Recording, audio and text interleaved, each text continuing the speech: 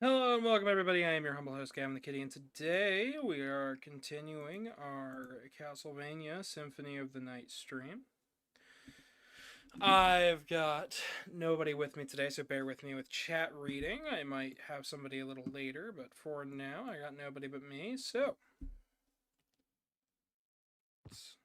hopefully audio is good.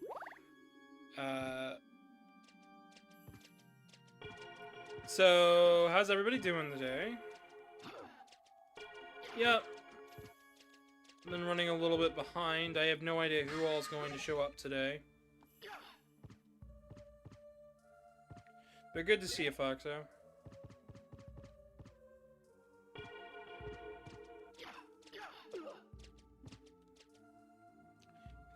need to go in here. What was that I just picked up?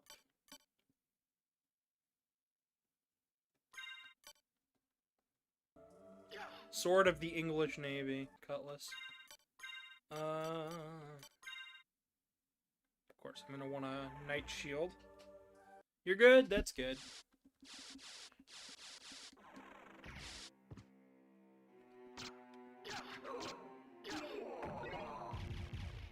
I had to do some extra prep time stuff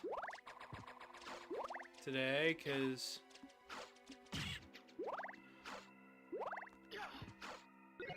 I no longer have permissions in one of the chats to post announcements about my streams, so I just decided, fuck it, let's leave the server. I'm not doing anything in there anyways. Discord is mostly just for work anyways. Honestly, I probably wouldn't keep it if it weren't for video calls and stuff. If it weren't a good capture source, I probably wouldn't have it. British sword, yeah. No idea how today's gonna go. But I'm alright, holding together. I think, kinda, sorta, a little bit. Not really. I'm holding together alright, I suppose.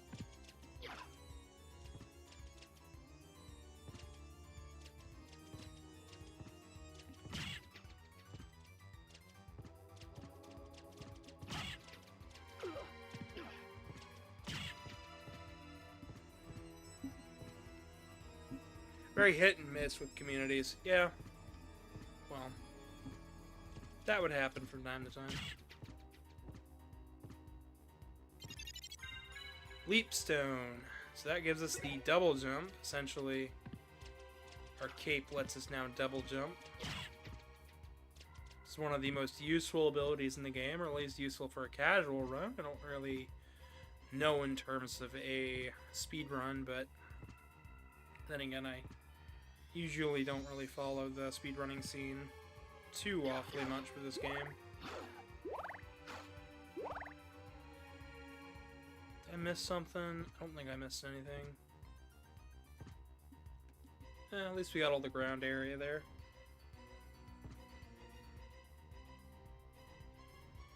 Capes allow for double jumps. Well, not so much capes allow for double jumps as the leapstone does. But the leapstone is going to be incredibly useful, especially early on here.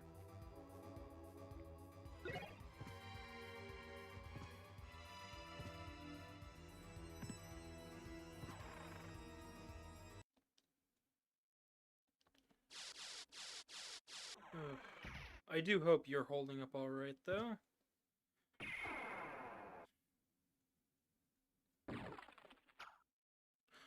I am sure it helps out at least a little bit. So we're back down here. I guess I could warp back over there to the right.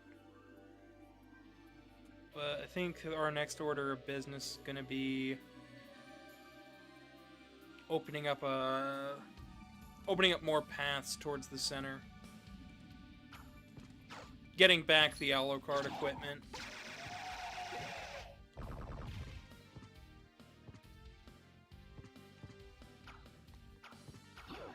You're fine, that's good.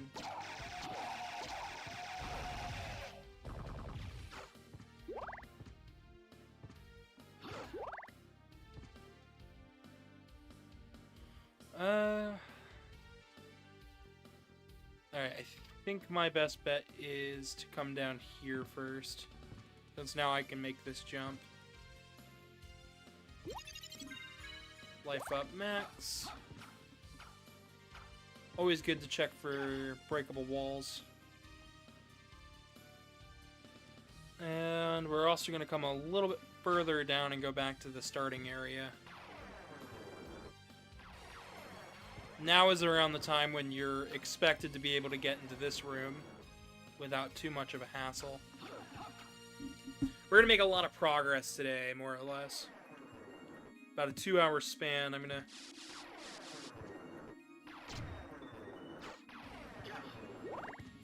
essentially be making our way back around the castle to places we haven't been to yet.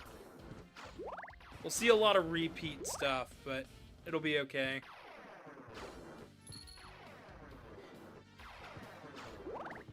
For those who missed part 1, Richter beat Dracula. Dracula came back, or the castle did at least. Richter's missing. And now we're going out of our way to try to stop Dracula.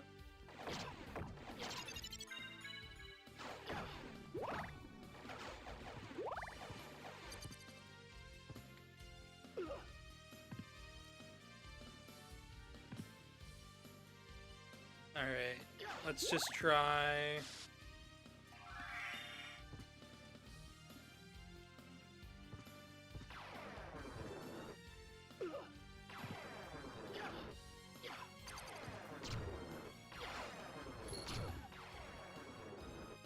Sure is a lot to explore. Yeah.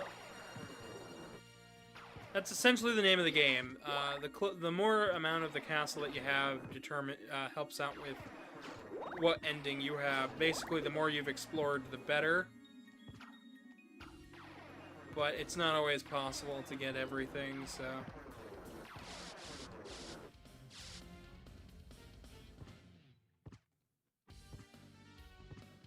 But yeah, I have absolutely no idea how many people are going to see today's stream. Just, fair warning to those expecting that I can make a large amount of progress today. Might not happen.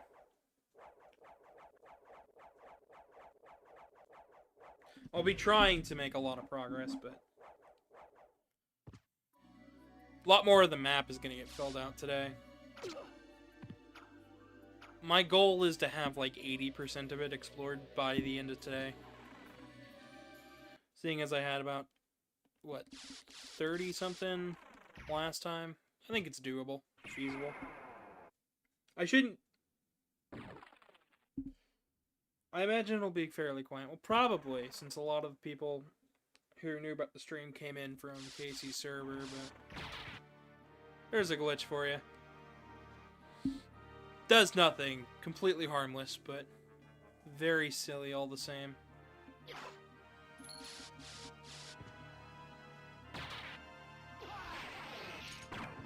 There's no real bad blood between me and Casey per se, but...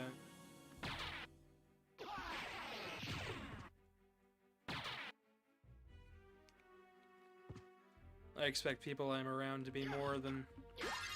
single note. Oh, look, they got a mouse problem, too. Oh, shoot. Sure sounds like it, yeah.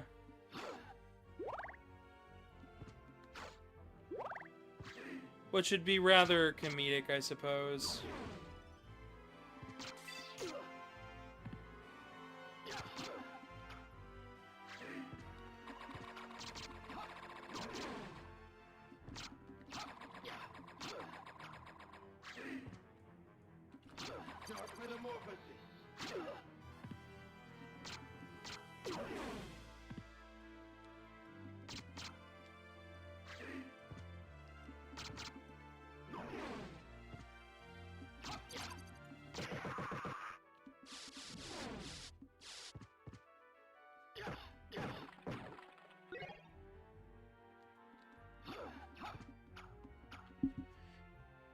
Hey Saber, welcome.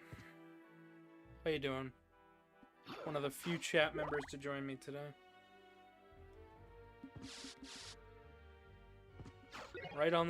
Started right on the dot at 2 today, and though I haven't really had a whole lot to... I haven't had a whole lot to talk about. I did finish Season 1 of Nocturne, and people are having the discussion of, is it still Castlevania without Dracula? And to that, my answer is, of course it's still Castlevania. We got a Belmont. Watching the discussions happen around Castlevania Nocturne has been very, very interesting, to say the least. I haven't really joined in much of the discussion. I'm going to try to keep this spoiler-free for anybody who hasn't seen Nocturne and wants to. But it's good. It definitely is an adaptation of Rondo. Of course, the very early Rondo. Antoinette is not a perfect analog for her in-game counterpart, but hey, so be it. Hello, Button and Rusty. Welcome, welcome. Glad to have you.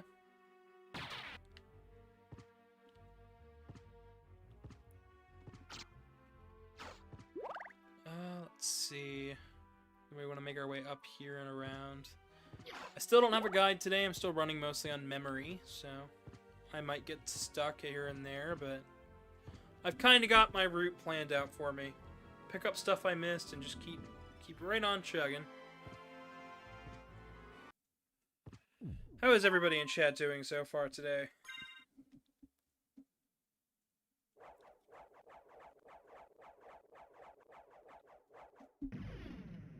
Hope everybody enjoyed the short yesterday. Just some good old-fashioned fun. It's like I threw 3 jokes right on top of each other, though. It's one of those, oh, I've heard that before. Then the delayed reaction, and the weird ending glitch. Honestly, I'm very proud of the way that turned out. Should not have gone over as well as it did.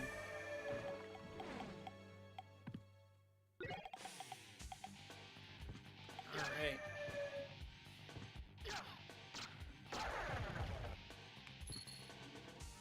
We want to hit these platforms as far off the edge as possible to meet the next platform. Especially since we don't have the bat form and we don't have the mist form. We don't want to stand in the water too much because it's holy water. Since Dracula's not back, it's not flowing with blood or anything. This is an area from Rondo. You're definitely going to want the bat form for up here. Take the jewel for that. Short was silly. It was something. I don't know exactly what it was, but it was something.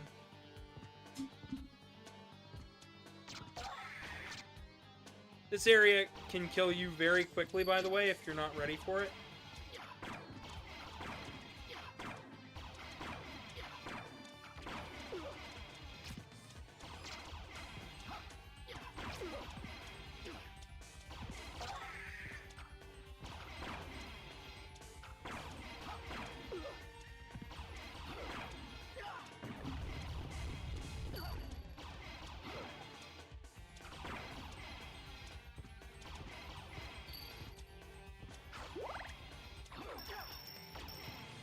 Try to make it through here. So right here's a gate. We need to hit those gears in a specific order. In the original, I needed a key. Essentially, we need to hit those a certain amount of time, and when they all of them click across these rooms, the gate opens.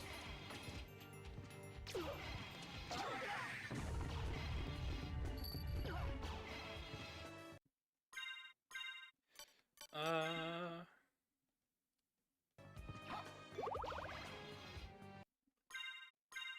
gonna re-equip the shield there. Sorry, I don't have much of a co-host today. So chat reading is going to be slow. I say that like anybody's really talked. I appreciate everybody who's been joining me today. Had a lot going on personally. That's made it kind of hard to keep focus.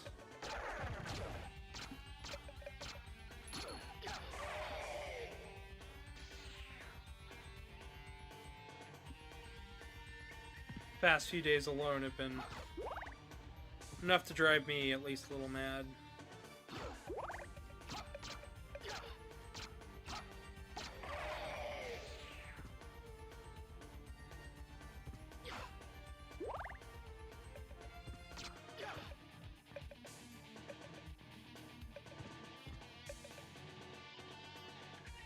Okay. So we need to head back to the library.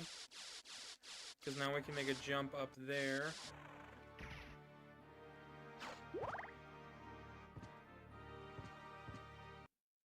First, I gotta re-heal and save.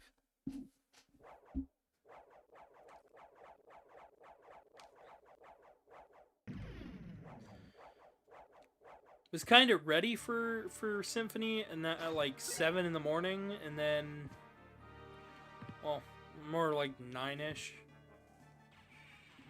Now that I'm actually playing the game, I'm just like, do I really want to play Symphony? I think the answer is no, but I'm gonna do it anyways, because I promised, I have a schedule, I'm gonna stick to it. Positively no reason for me not to stick to it, right?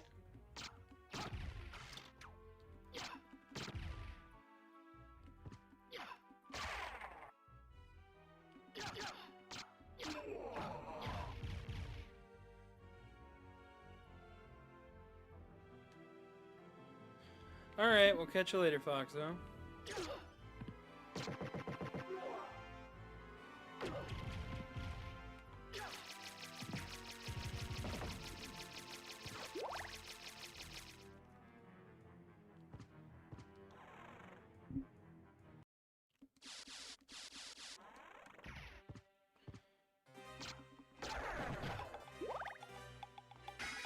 I haven't really known what to talk about for these sections, because they're just more of the same. I suppose I could talk about the original Castlevania anime and what I thought about it, since I had some very strong opinions about some of those seasons. So, the Castlevania anime was very, very good. I enjoyed it. The Netflix adaptation was quite good.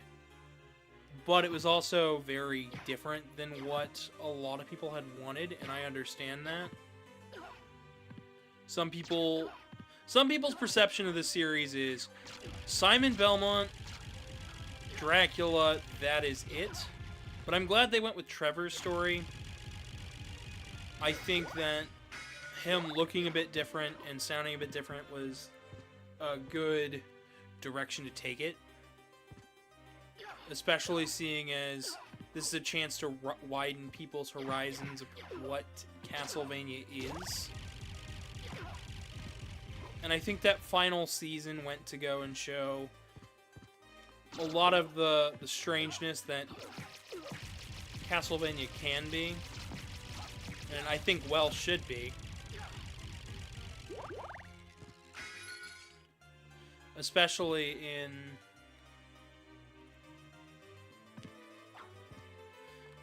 the face of that new audience, you know. You don't need Dracula to be Castlevania. You can have a horror motif and a Belmont, you're good.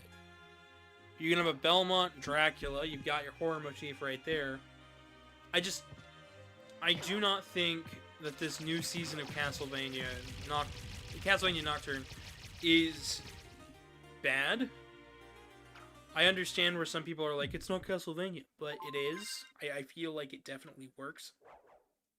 Especially when seeing things like Aria of Sorrow and Dawn of Sorrow, where they have the implication of Dracula, but they don't have Dracula, is, you know, that still makes it Castlevania, even if it's not you know, the implication of vampires in and around the French Revolution is interesting enough as it is, especially using them as a metaphor for, like, a quite literal metaphor for the aristocracy and the rich high life, which I think is an interesting metaphor when you see them bleeding the people dry, both literally and figuratively, in that show. But I think they could have definitely leaned more into that. I also think that a lot of the people thinking that Nocturne is bad, or is, like, you know, the worst thing ever to happen to Castlevania, or that Richter in that show is a little off-putting, also seem to forget Rondo of Blood. They seem to only remember the opening to Symphony of the Night, where it's a little goofy, specifically the original PlayStation version, and not this version here. It's like, Richter's not really one for words. Like, the dialogue here, while it's interesting to say the least, it's not what I would say makes Richter much of a high-class man. He's more or less just calling out retorts at Dracula here at the beginning. And I think the Divine Bloodline scene was phenomenal in Nocturne. I think Castlevania, the original anime, was pretty good. I think it jumped the shark with the whole, after they defeat Dracula and Alucard's on his own, it jumped the shark in that final moment with Alucard. I don't feel like that was perhaps the best of intentioned things that they could have done. Speaking of secrets,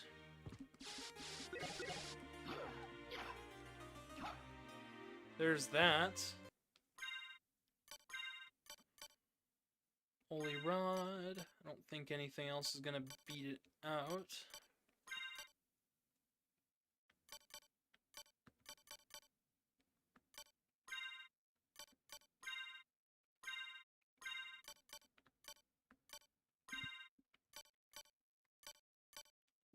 All of those are sellable. Alright. Okay, I'm losing my audience here, and I'm sorry for that, folks. I just don't have much to say in terms of Symphony of the Night. It's a good game. Sometimes.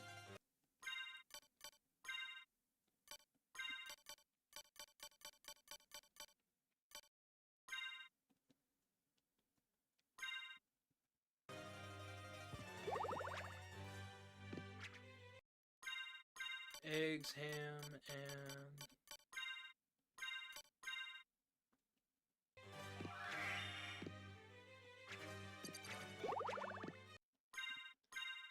potion.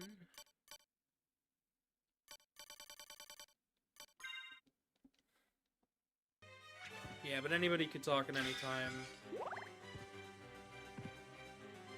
I'm likely just gonna be playing the game today.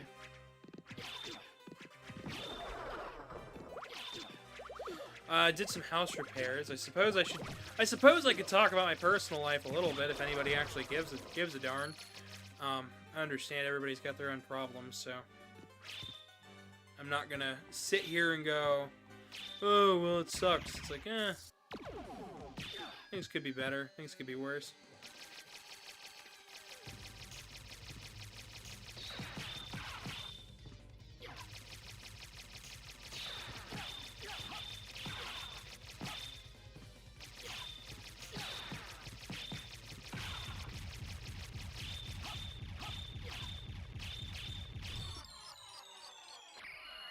Bingo, blammo, life up max. So, I've got a mouse problem, as I hinted at earlier. My roommates neglected to tell me about it until here recently. Didn't find out for about 2 weeks. So I started laying down traps over the weekend. On top of recording a short, and Mist could pass. Well, Mist is in this area. I haven't gotten the form of Mist yet. Only got the form of Wolf. So where is it?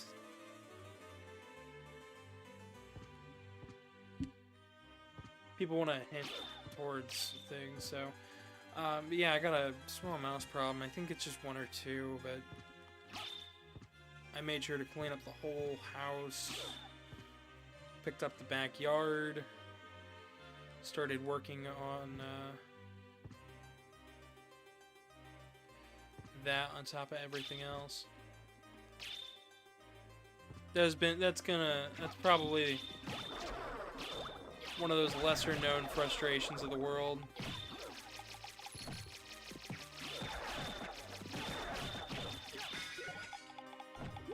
Dealing with mice. Yeah, no, I laid out a bunch of traps. We haven't caught anything yet, but I am trying. Pest control is supposed to come out in the next few days. Apparently. The siding on our house in the attic apparently has fallen, and I knew about that. The siding for our attic has fallen off. It just become misplaced, I think, with one of the storms that rolled through early last year before. So we had a bat in our attic the other day.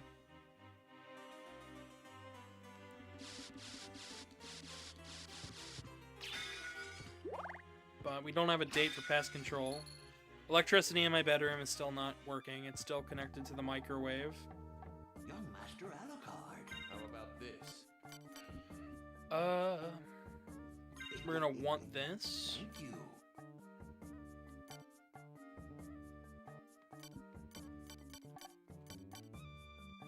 I have Alucard.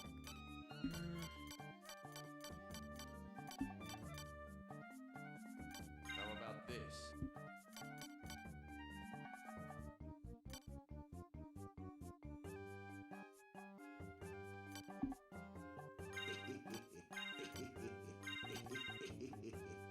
Thank you. How about this? That's been my major issue. Just figuring out that.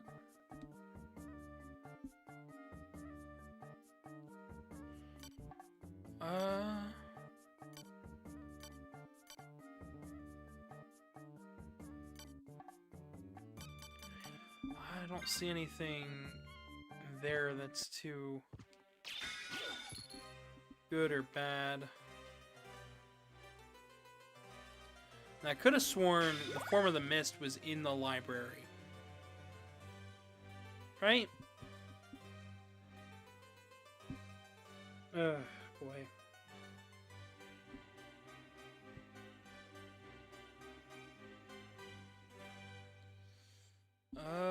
Oh, I can go back to the center.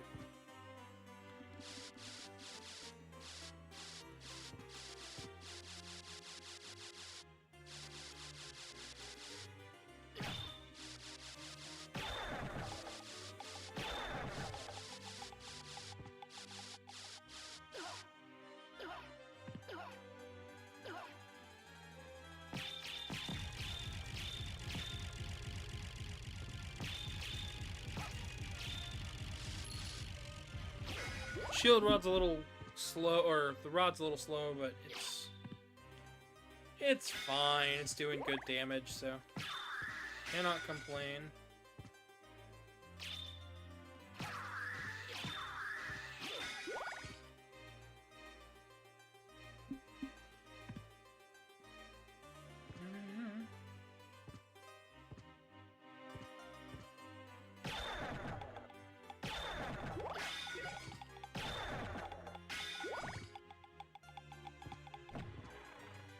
Really not sure what to talk about. I'm sorry.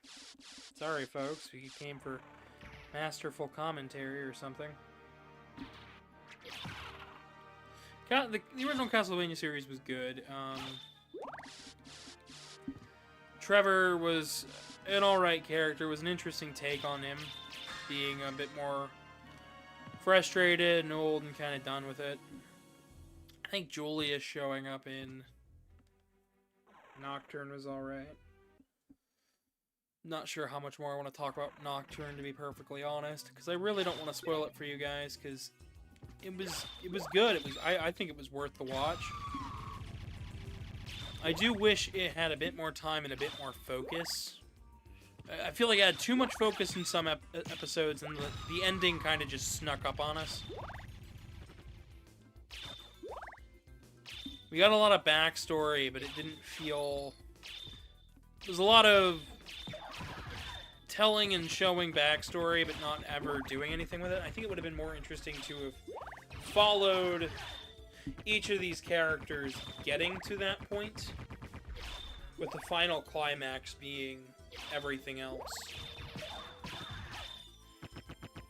But framing it all as, like, telling you everybody the backstory and stuff and trauma was interesting, but it felt like a lot of, for lack of a better term, I suppose, it felt like a lot of trauma dumping in an episode.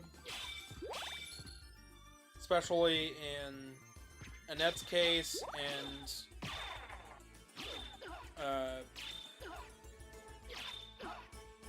in Annette's case and Richter's case, anyways, it just felt that way. I don't feel like it did as much as it could have with the French Revolution theming.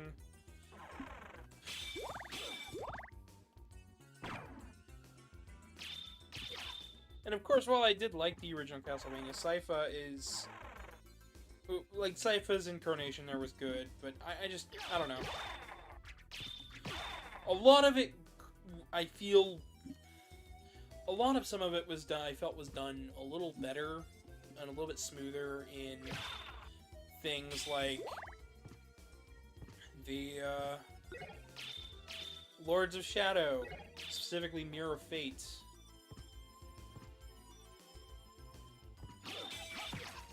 I don't know. That's just me. I'm just being a bit picky. Doesn't bother me one bit. I think the show was still good. I think it was still worth a watch.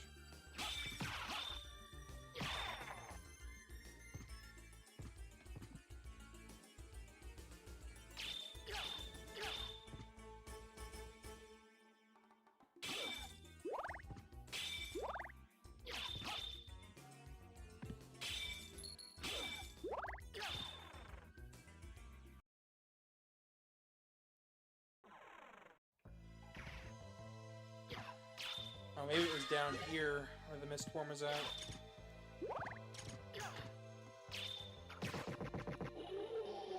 I'm running off 2-year-old memories.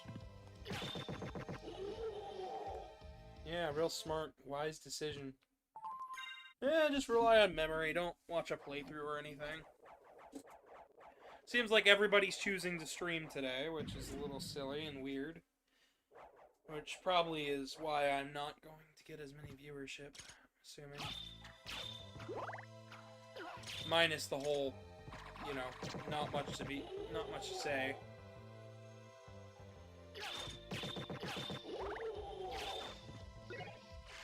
To the one person still watching, thank you. At least my analytics say that one person's still watching.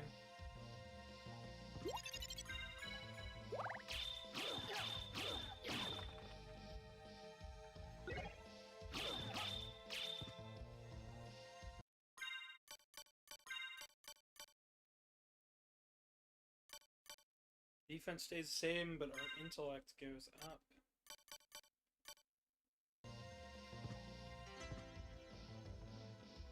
I believe down here is where we get our the fairy familiar. So at least fairy scroll.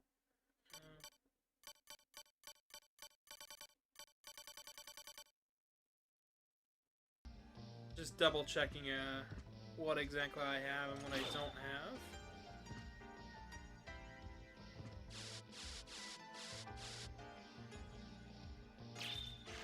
It's always good to double check.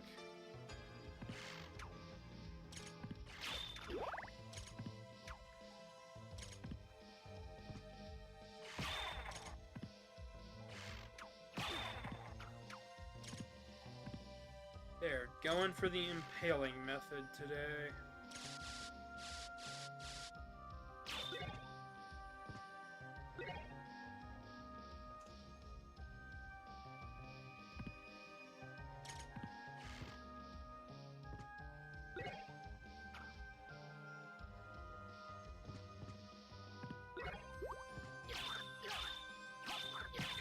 Being able to angle your hit downward.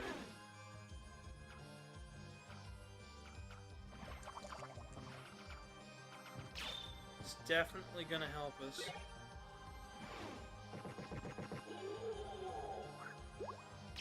So, things of the undead are damaged by the water. I think that's what that's supposed to show you.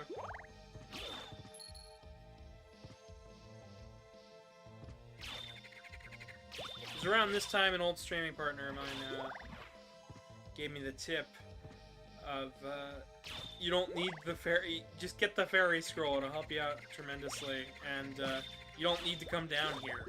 But I was like, I want to get everything in the castle, though. And he was like, you'll get it later. Oh, man. I wish he could watch. I wonder if he'd be proud. I do wonder.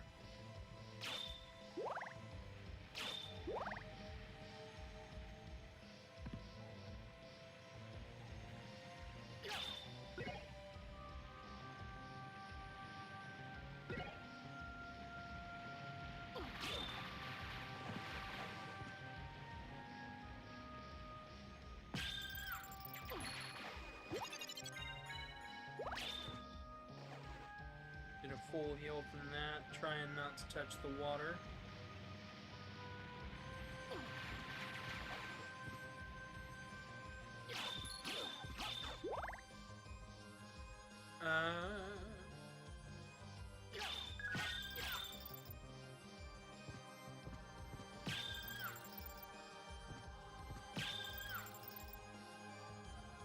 The first familiar we see in the Castlevania anime is actually the sword that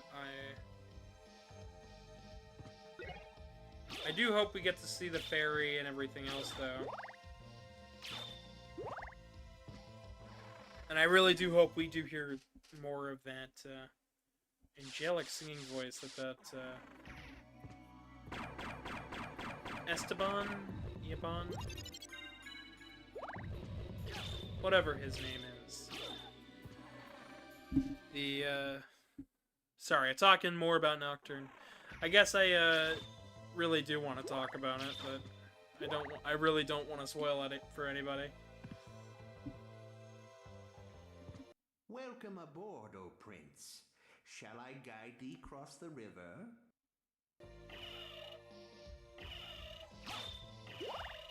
Yeah. We do want the ferryman's help.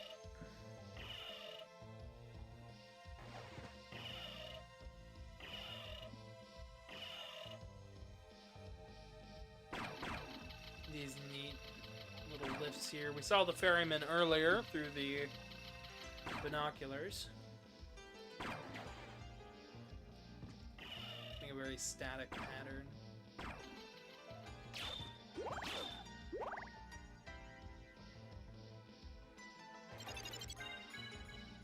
Obtained the merman statue. I believe that's in the relic.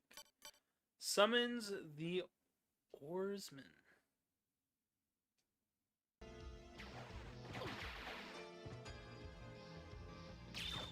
Heck if I know what that means. I believe that means we summon the ferryman somewhere else in the castle. But you wouldn't be surprised. Welcome to the other people lurking in chat.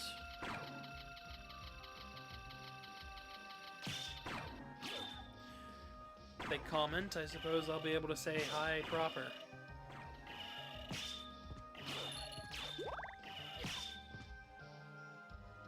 Just doing some good old symphony. Good old symphonic. Alright. That sound effect there just reminds me of the PS1. A lot of good PS1 games used sounds similar to that.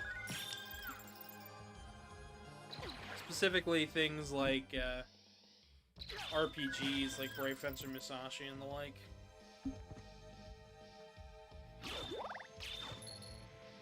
That's another game I'd love to do for the channel, Brave Fencer Musashi. I Alright. Oh, I just realized. I'm like, oh, I'll just head back this way. But I can't really make it back up this direction.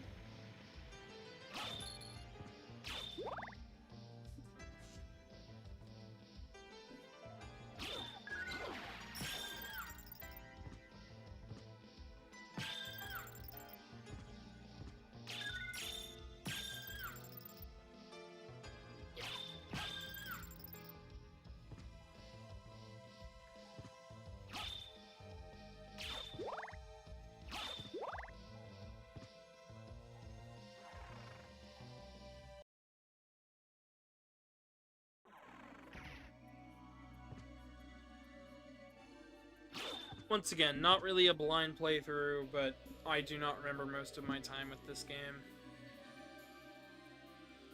Which is a shame, because, you know, good title, yes, but every time I play it, I always leave lots of space in between.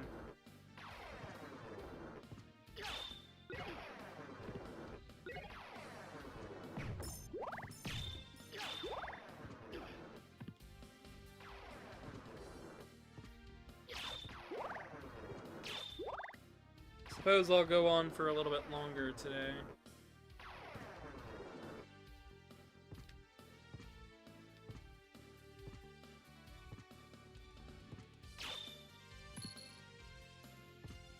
Might get some use out of that BRB screen and go get myself something small to eat. Keep my spirits up, keep my thoughts going. Alright, we're gonna make our way... well, I could go back towards that. I think the smarter move is gonna be to go up to the left and then back down, maybe.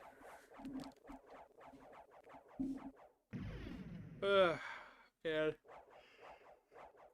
I really hope people weren't expecting, like, back-to-back Symphony of the Night streams last week. I did state the schedule. Perhaps people assumed it'd be another 12-hour playthrough last time.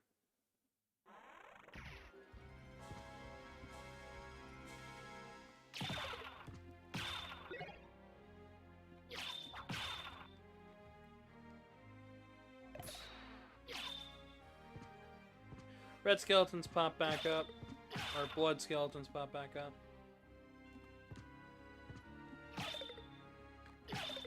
They're not too hard to take care of.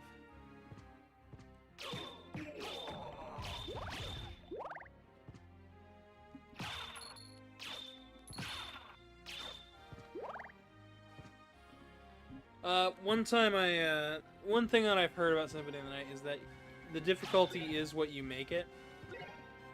So if you want the game to be harder, just don't equip stuff. Don't look for new secrets and things. Don't grind. And if you want the game to be overwhelmingly difficult and stuff, just, like, don't do any of that. And then, if you want the game to be a bit easier, take your time. Take your time has been one of those things where it's like, the game is not very inducive to that. Like, you might not think, oh yeah, I can take my time in these places. But really, what Castlevania is gameplay-wise is it's all about knowing how far you can reach with your weapon, the delay on that weapon, and noticing enemy attack patterns. In a lot of ways, it's like playing one of Konami's shooters at the time, like Gradius and Life Force and stuff. Those games are very inducive to noticing patterns and watching your shots and knowing your weapon compared to your enemies and positioning. Castlevania is the same way, only more of a platforming sense of positioning. Just because you have more mobility here with the way you can move and whatnot doesn't mean that you have more or less than any other playthrough of this game. Right? Like, just because I can turn into a bat and fly around doesn't make me any better at the game. than if I were to, you know, just have the double jump or just have high jump. It all comes down to what exactly you can do when and where, and how far does your weapon reach in perspective of that. So, if you think, oh gee, these games are really hard, I don't know how I'll ever get good, just remember it's all about positioning, and if your positioning is off, you're not going to have as fun of a time if your positioning was on point. So, and that applies to the Metroidvanias too, even though you might not think it or realize it. And it's been something that is fascinating us since forever. It's one of those things where it's like, that should not be as interesting as it is. Because in practice, it's incredibly boring. But when talking about it, it's like it's an interesting gameplay philosophy that you see game developers use all over the place without realizing it. I'm not able to reach any of those.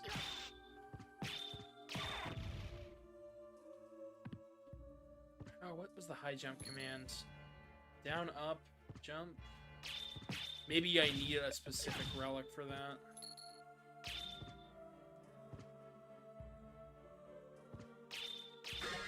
I don't know, but I can reach that one.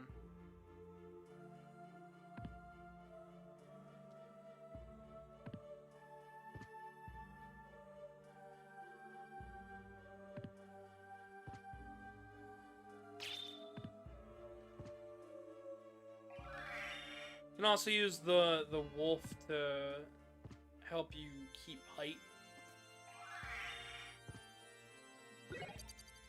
So, let's see what the Mystic Pendant does. Increases MP restoration rate. That'll be good. I'm not using spells all the time, but... hey, why not?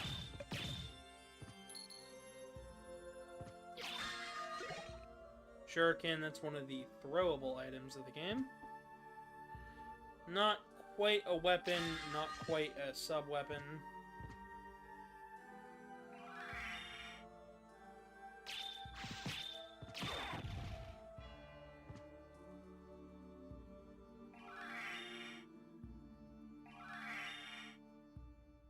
I don't know how many glitches are in this version. To note, I am playing the Requiem version of this game. Improves healing item powers. Why not? Looks like we're just going to be getting all sorts of relics today. TNC, another one that's not quite a sub-weapon, and not quite a full weapon, because you can only use it once.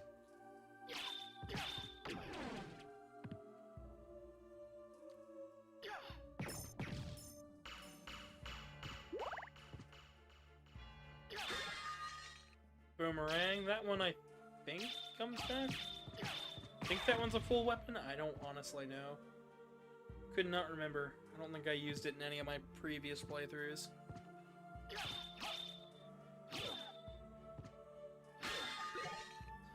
Morningstar.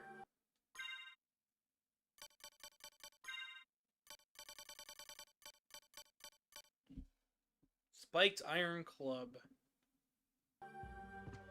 Which is what a Morningstar is, by the way. It's not just, like, it's specifically a chained ball and, spiked ball at the end of a chain or a rod. So if anybody is like, the vampire killer's a Morningstar, it's like, not always. Most oftentimes the vampire killer is just a standard whip.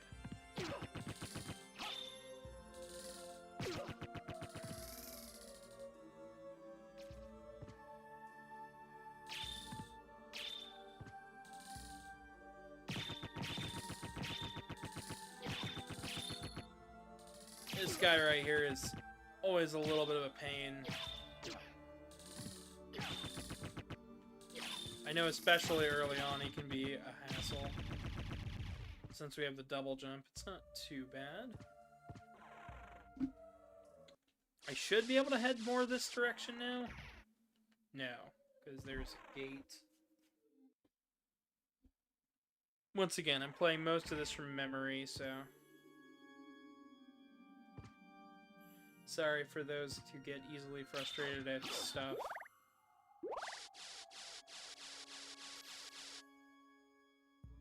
Alright.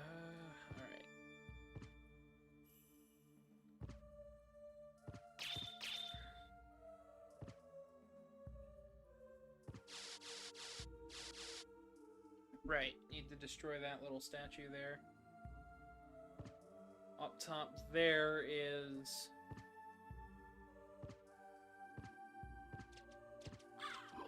one of the few things I can only do with the mist or the bat form.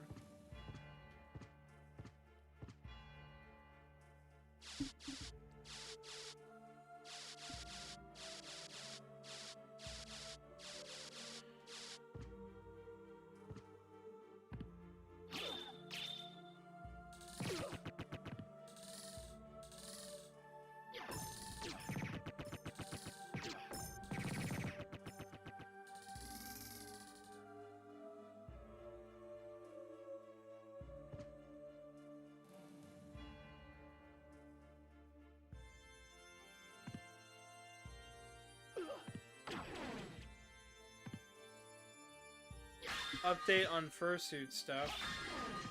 My head was pushed back again, it seems. At this point,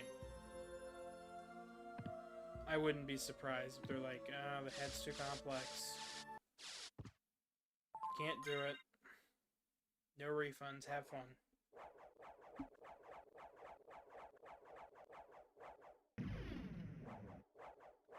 At that point, I just shrug. Been trying to push Casey to get a job lately. Feel like I'm back. I feel like I'm back at November or end of December 20 last year. Boy.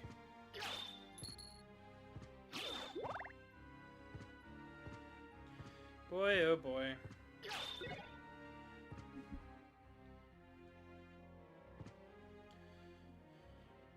Alright.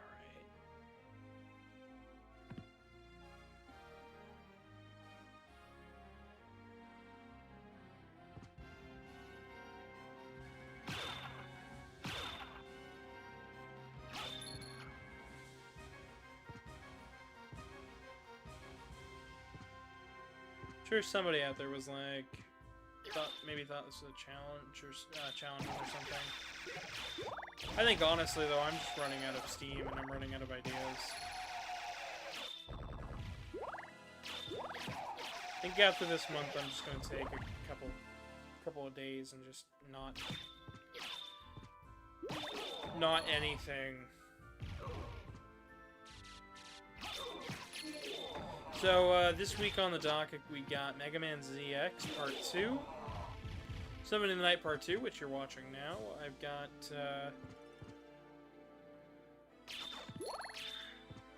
Bunny's Graveyard tomorrow, and then on Friday we're doing a live Fursuit playthrough of Castlevania 1. We'll be doing 2 runs of the Japanese version, one with just the, both runs will be on the easy mode of the Japanese version, but it'll be one run and then one of the second quest run, as it's known.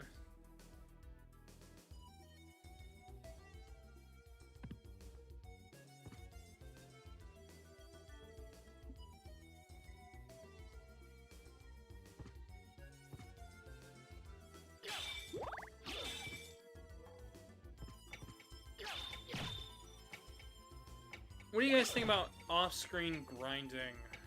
Like, if I went off-stream, grinded for a few hours. So now I can get up here, which is something I wanted to do a little earlier. Suppose nothing left to do but wait.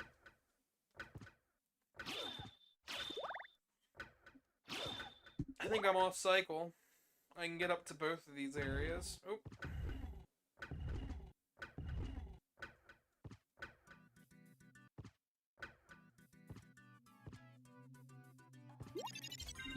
There's a life up.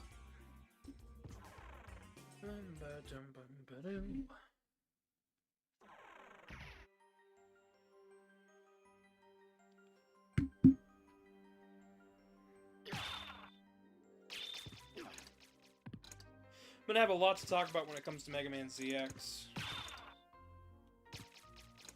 this week. I wish I had more to say about Castlevania, but Castlevania really is as simple as it seems in a lot of cases. I suppose I could talk about the stone mask we picked up as a reference to JoJo's. Castlevania loves referencing all sorts of different anime and media, especially stuff with vampires in it. Which is fair. I mean, it's a game about vampires. Can't fault the series about vampires for wanting to reference other vampires.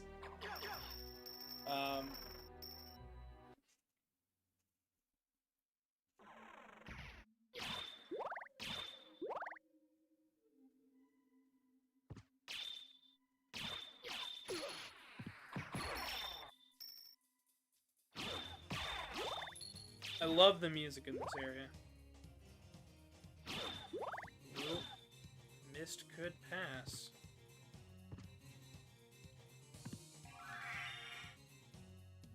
Well, that's just it. I don't think... Just to double check. Yeah. Don't have mist, but I think that's it right over there. So I'm making good pace, I think.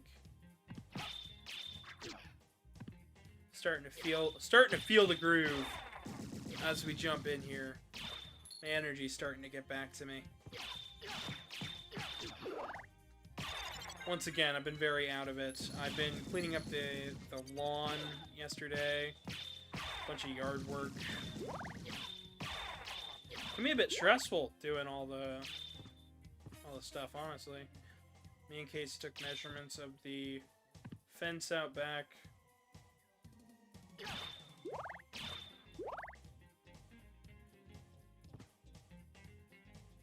The goal is to see if our landlord will reimburse us for the fence, and I'll just fix it. Oh, this is like a dagger sort of thing. It'll be interesting to show this off. There's not many of these hidden in the castle. At least as far as I know. But I'm always switching sub-weapons, and I know a lot of players don't do that.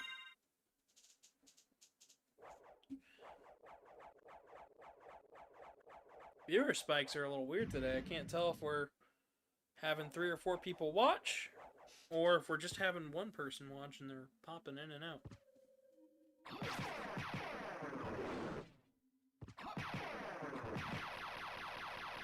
If you hold the button down, you get more hits off of it. So essentially this is one that it pays to get in close and then back up and move around. Very interesting sub-weapon, to say the least. But it does eat up that weapon energy like nothing else. Which is probably why it doesn't get a whole lot of use from me, outside of the fact that it's not really...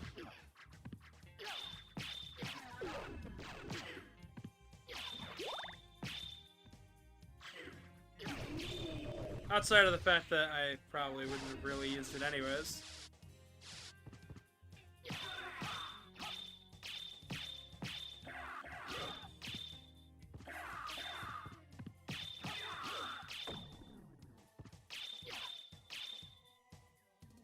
Unless the water here doesn't damage us. There are more Gravekeepers, most of them are in Rondo of Blood.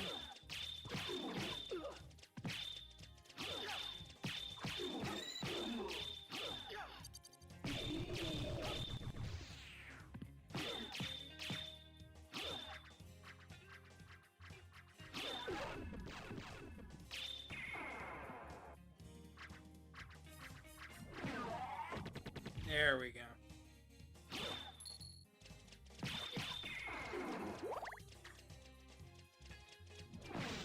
Sorry, that is just so much fun.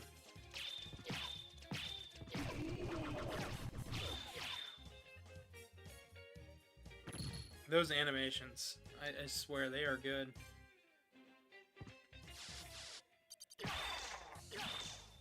Alright, let's get back up top here, refill our health, save, then make our way back down.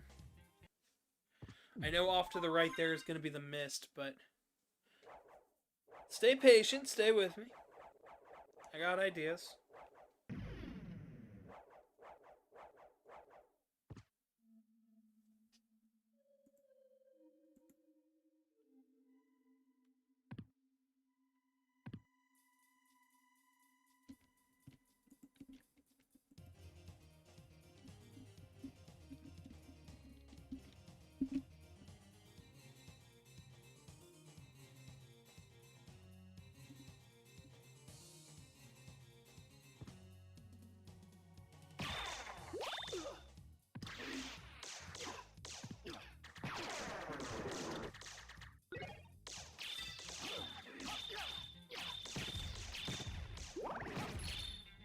There is the shield rod.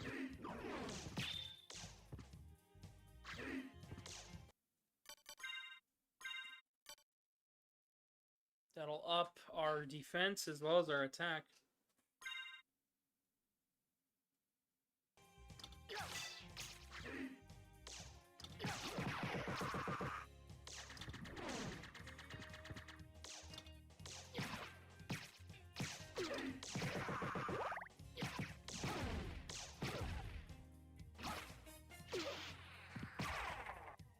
Shield rod's good. I'm not usually a rods guy.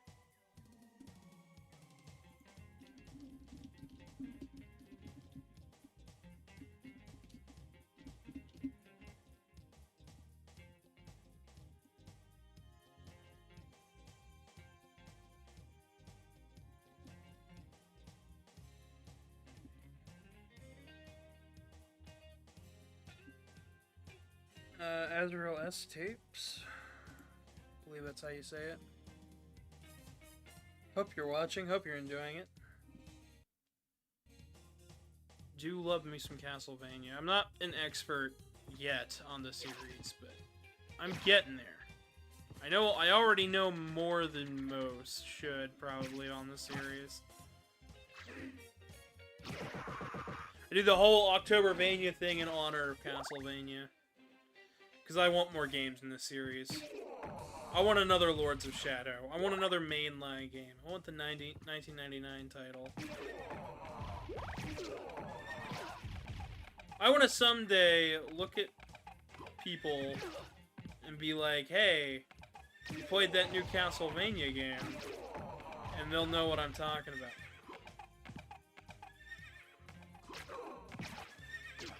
Alright, these guys are a right pain.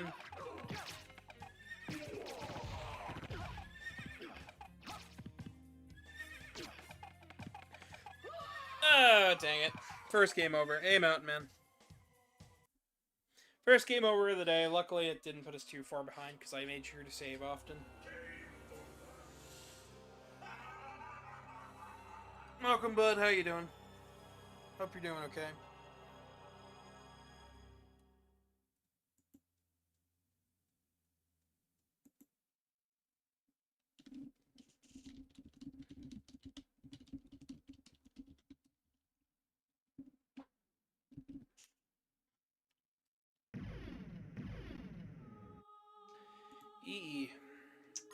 Luckily with YouTube live streams I can do shout outs like, hey, to the person messaging me on Discord going, I'm gonna watch it. It's like, yeah, better. And by better I mean, thank you. Thank you if you do. No obligation if you don't. Oh man, today has just not been my day though. Been very low energy.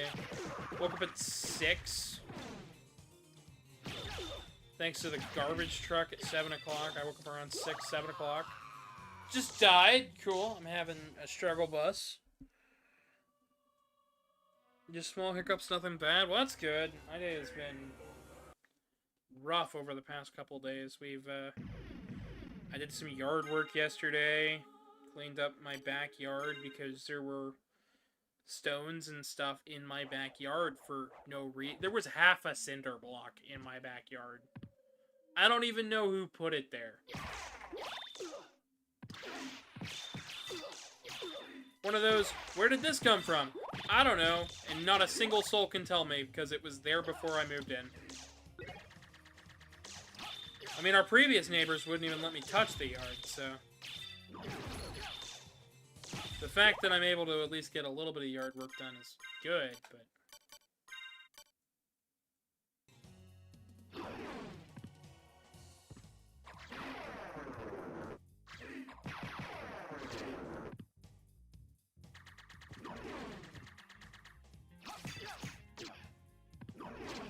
Although I would have much preferred not working all day yesterday, but... Editing, filming, thumbnails, and getting the thumbnail ready for Friday. Patching up a crack in my basement. Still dealing with the mice.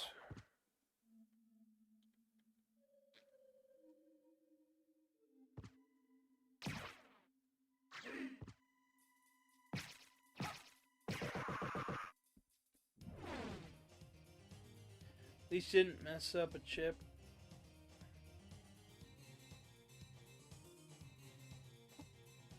Ooh.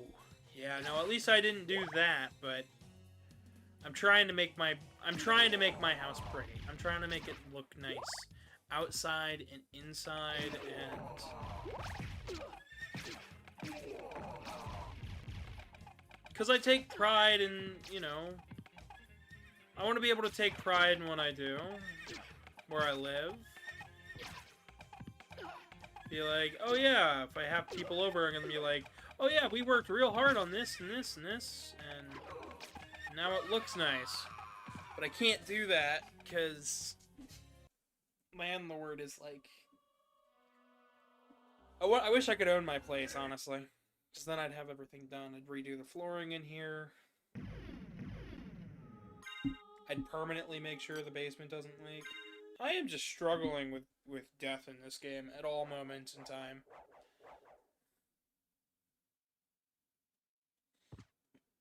And maybe that's because I probably should not be down in this direction.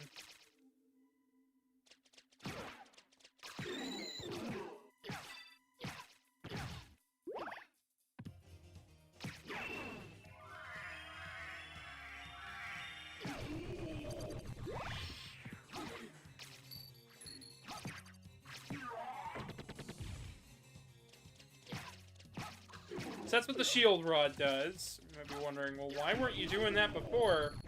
I kind of forgot that was one of its features. You know, like one does.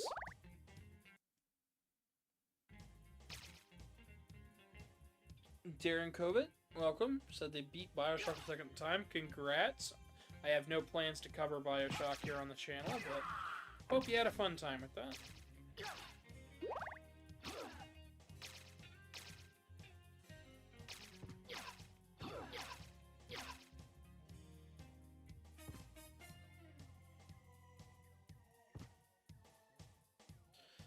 Eventually, yeah, when you have the chance to. I know that's always the big issue with you. And your job keeps you away from the house a lot. That's the way a lot of the fast food jobs I took were. It was like, oh yeah, you'll have plenty of time to do stuff at the house. Never had a single second of myself.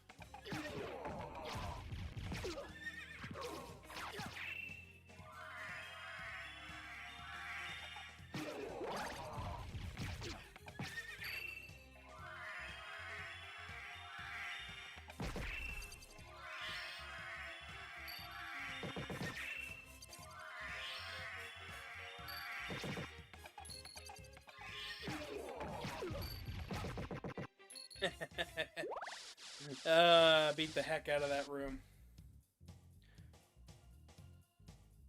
Dang it.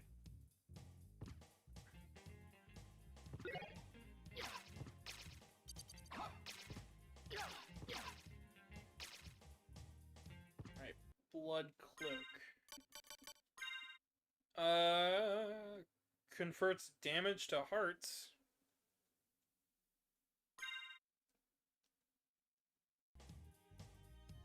Ooh, and it's very pretty. Matches Red's fur. Ooh. Well, there's a magical ability I wasn't not entirely sure how to access.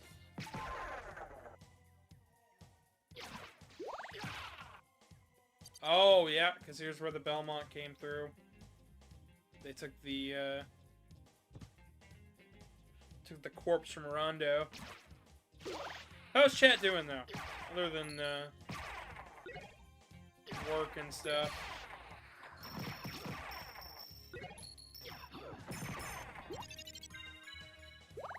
A lot of the stuff in this area seems to be all heart and sub-weapon base.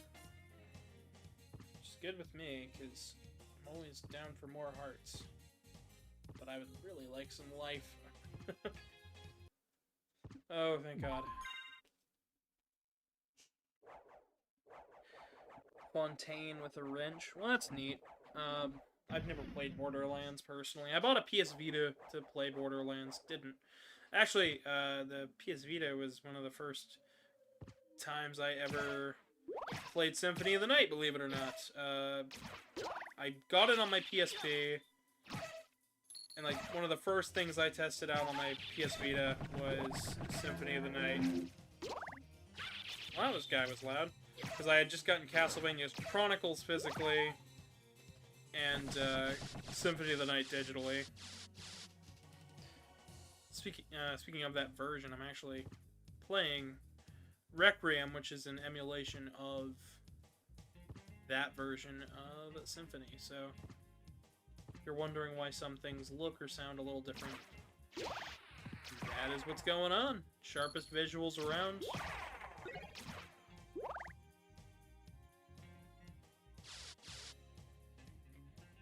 Alright, so we gotta go back up and around.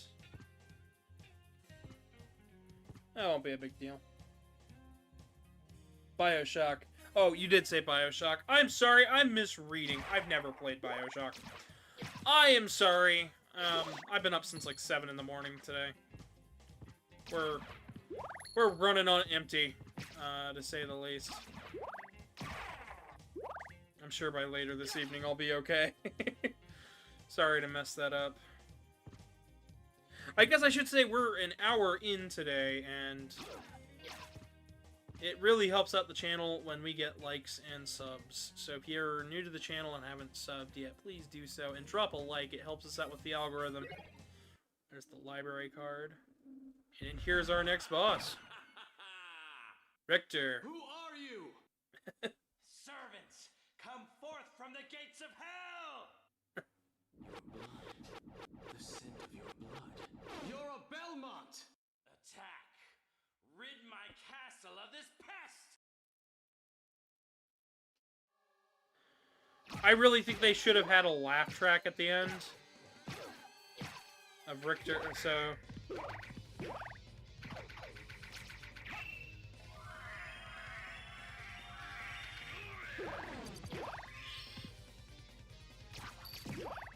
That move right there becomes insane with the Alucard shield.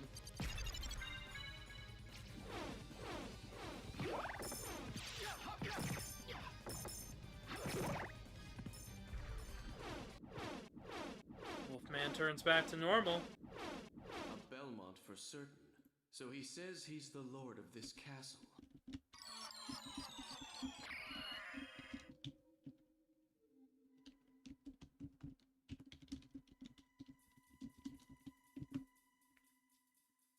Alright.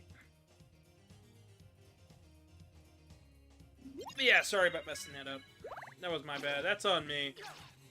I'm just tired. I have no excuse for it. Shouldn't be tired, but I am.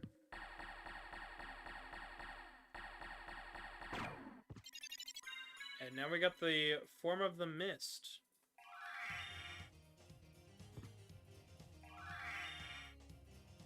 Triangle? Nope. Circle. What is the button? Spells, summon spirit, relics. Form of mist. Transform into mist. It's not that one, it's not that one. That one's wolf.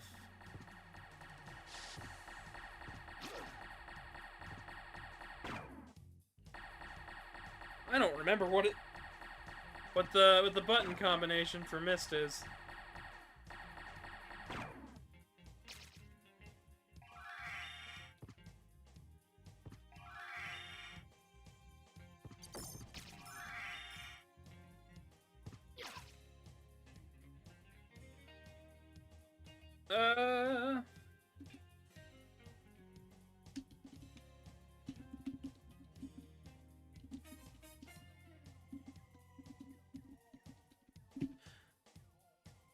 How to use. I don't think anybody's really looked that up. L or R at the L1 and R1 at the same time. There we go. My bad. I have been spacing.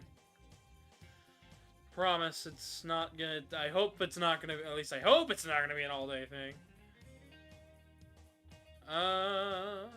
Looks like we got most of what we need over here. So things to know about the form of the mist. We can't use it in misty rooms. So if that far right tower is completely coated in mist, we're not going to be able to use the mist form in there.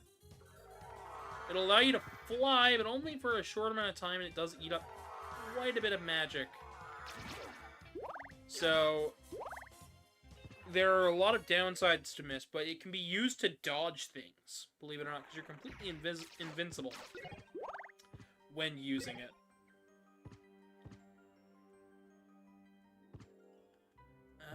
We're also going to make our way up here. Hopefully, we'll find a save spot here soon.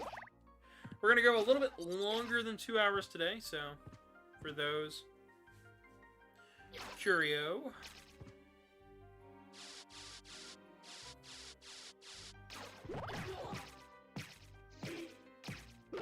The goal is to try to beat Symphony of the Night before the end of the month. Playing it 1 day a week. Aiming for the good ending.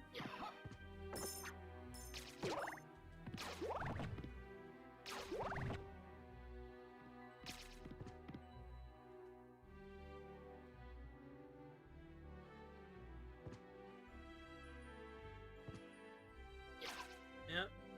So that connects to up there, I believe. If I remember correctly. Once again, I am playing this completely off of memory. I'm not going into this with a guide or anything of the sort. So if anybody's like, oh, that's not how that works, it's like, I did not. I don't know what's going on.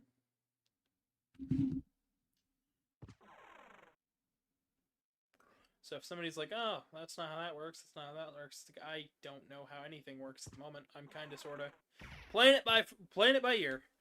I just know how to get the good ending. I know what to do in the inverted castle, and that's about it. I roughly remember the order I have to do things in, and that's about it.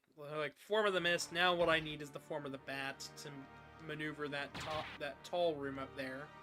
And I think I need to go to the library to do so, yeah, because...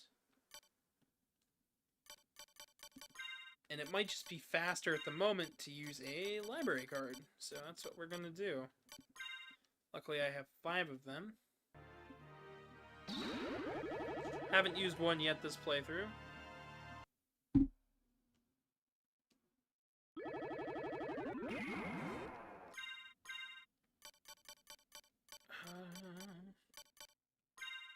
the Knight Shield back on. Young Master Alucard. How about this?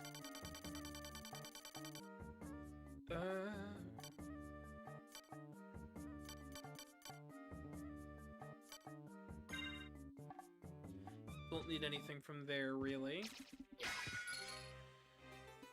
Our main goal right now is just kind of figure out what's going on in the castle, figure out how to save Richter. We're going to need the goggles to save Richter, or a specific type of goggle. It's a relic.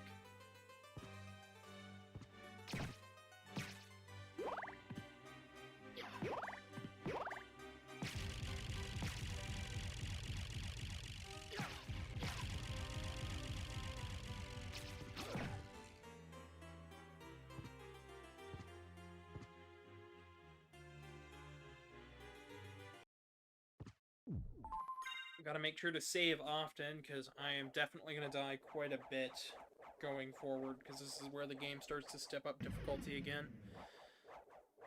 The game's balancing is quite good, but the early game and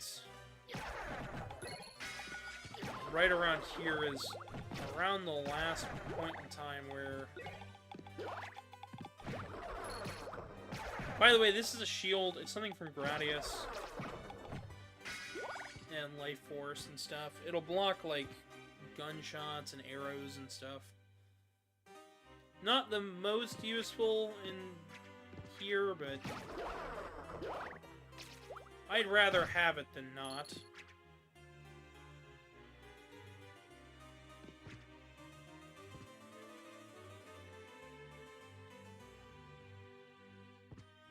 I do wonder, though, if next year I should play Harmony of Dissonance in honor of Julius being in Nocturne.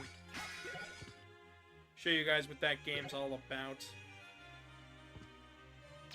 Always taking suggestions.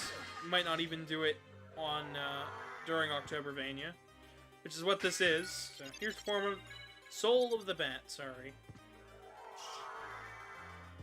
The bat wings are based on what color cape you have. So, you can get some real wild bat wings if you make it follow stuff like, the stuff that follows the menu and things. You can make them have rainbow wings and stuff.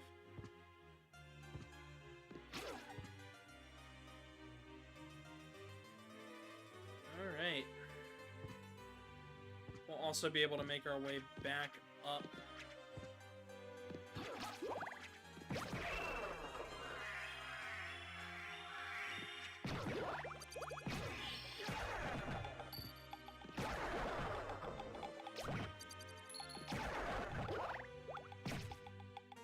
I'll have to show off all of what the shield rod has to offer. For now, it's just the best weapon I have, so... But now that we got the soul of the bat, all we really need is Wing Smash, and we'll be good to go. Essentially, now all we have to do is upgrade those souls, get all the relics and stuff. I do plan on making this a 100% run, so... I mean, the fact that we've come this far should be a good sign.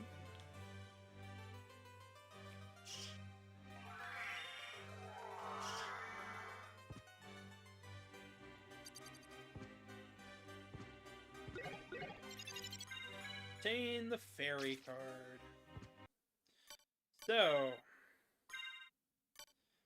that is in the familiar.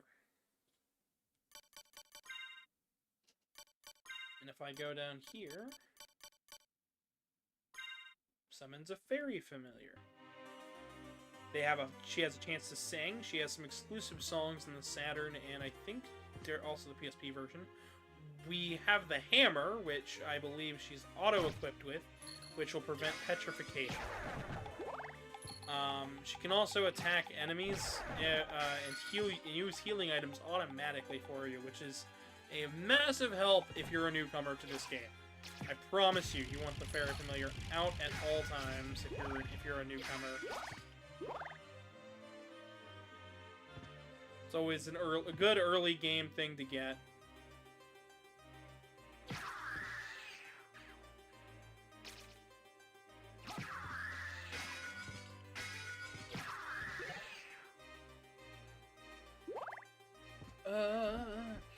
Sorry, I haven't been great at keeping up with chat. A little bit tricky too while I'm running through the castle here.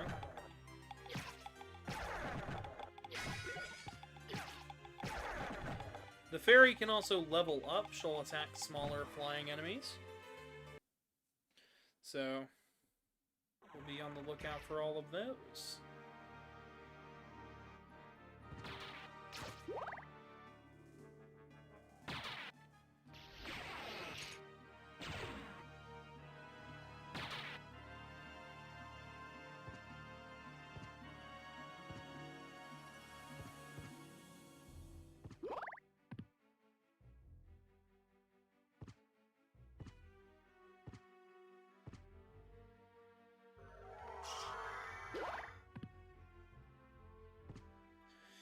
Okay.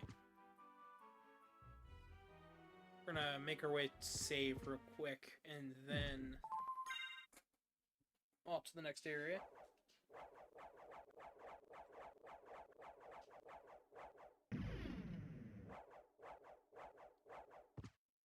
I believe you want something like 80% of the castle for the good ending? Someone can double check me on that. But, you want a majority of the castle for a good ending.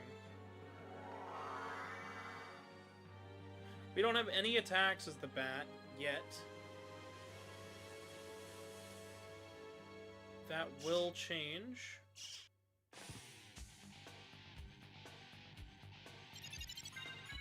Fire of bats. There you go. Said it would change. Changed. So now we can shoot fire at the cost of some of our magic.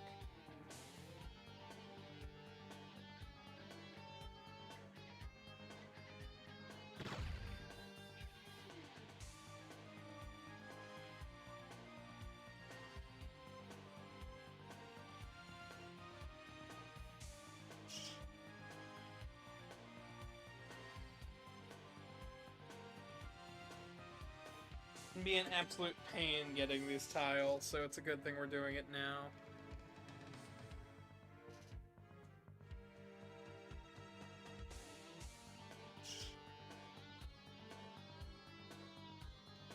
Wing Smash is going to help us out tremendously in a bit, but I don't have it yet, so... I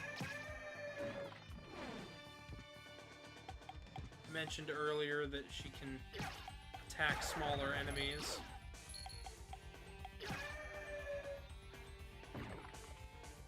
Mostly corporeal, though. She won't really attack the non-corporeal stuff.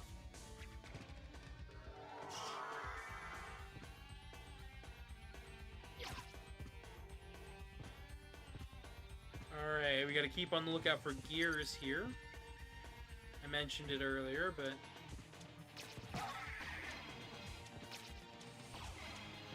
And now we have the Fairy.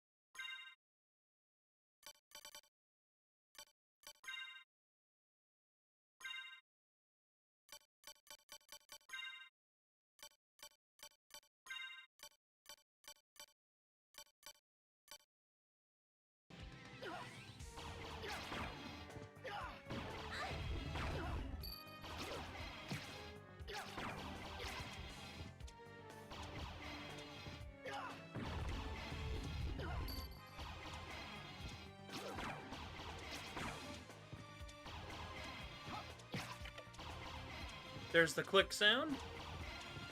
Once again, I'm sorry for the quietness here. There's an audio sound that I am listening for.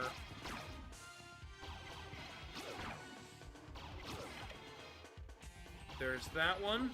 I believe that's 2 of 4.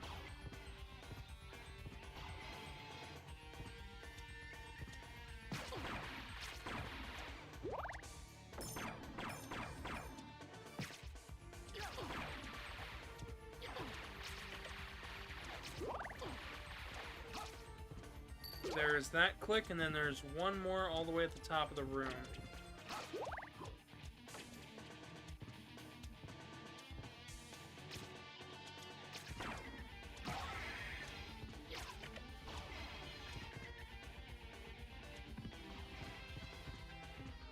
That'll open this door. Steel helm, gold plate, star flail. 3 good equipment pieces, I believe. Gold plates. Steel helm. Steel helm just seems better in every way.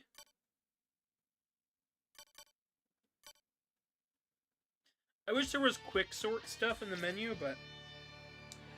Wait, did the water just damage you? Yes, because I'm playing as Alucard. He is a vampire. Vampires are damaged by holy water. That is holy water, because Dracula isn't back yet to make it flow blood. Boy. Mentioned it just a little bit ago earlier at the beginning of today's stream. But yes, the water does in fact damage us. We'll be fixing that shortly, don't worry. There's a relic we will be getting that stops water from damaging us. Something about this wall. She'll also point out, you know, secret walls and stuff. Very familiar is just great all around, especially early on. But good to have you, Tenacious. Welcome. Glad to see you. We're going a bit longer than 2 hours today, so...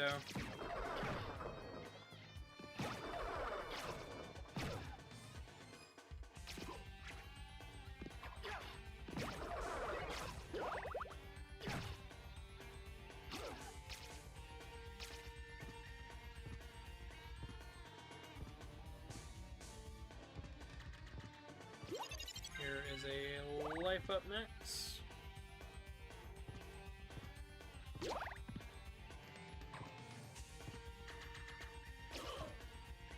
Heart up next.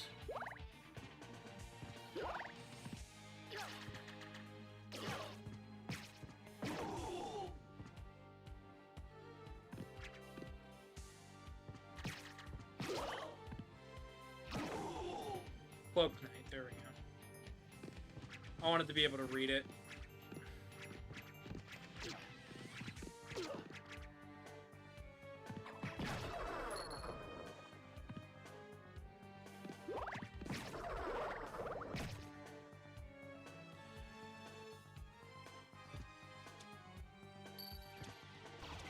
Make our way back over. This part was a hassle in Castlevania Dracula X for the Super NES.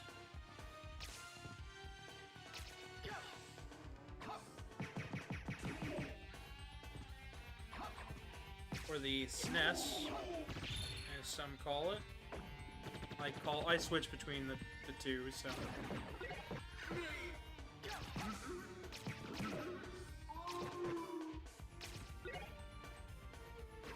I'm quite impressed with how quickly we've made it through the castle thus far. Once I got my bearings and woke up a little bit more, got my second wind. Now feeling a lot better. Still worn out from yesterday, that's for sure. But...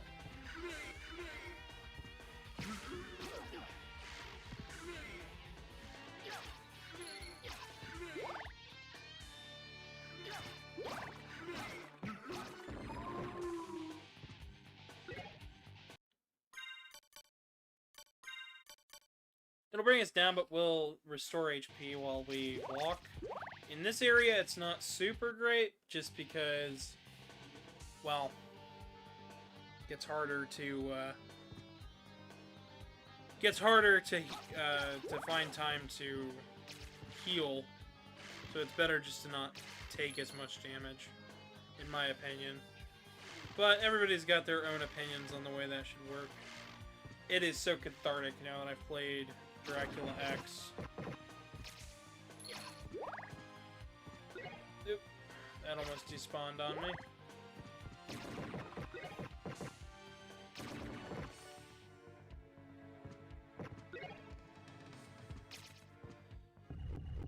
that.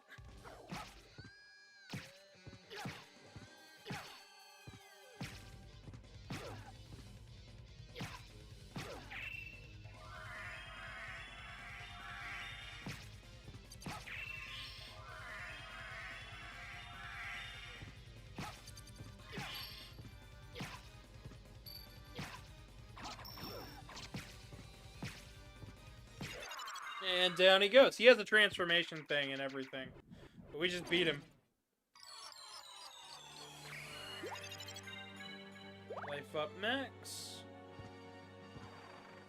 And on to the next door. Dracula's bad at maintaining his house. Yeah, well. He is also Dracula, and he's also kind of dead and been dead for the past couple of years. So. Plus, his castle's like half alive. I don't really think there's too much to... there's probably not as much to maintain, because the castle just kind of does what it does. Without much question. Now, usually it's around this point where you probably want to start preparing for, you know, a big old fight against, you know, Dracula or whoever we're fighting other than Richter. Except, we don't want to fight Richter yet, because we don't have the thing that'll let us see what's going on with him.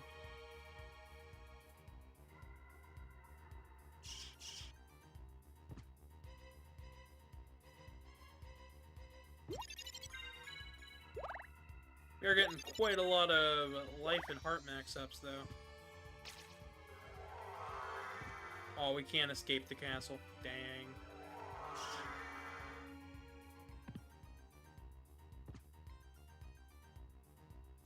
Dang, oh dang. Obtained the ghost card. He can be helpful. I don't know what all the ghost does. I just know what the fairy does, and I know what the sword does.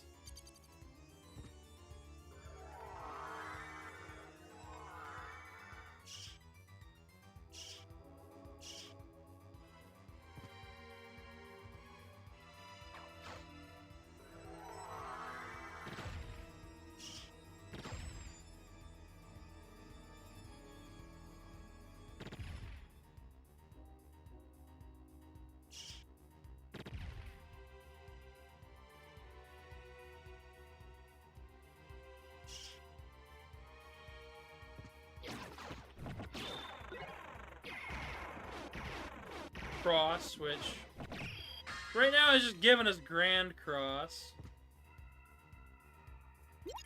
I'll take more hearts. Absolutely.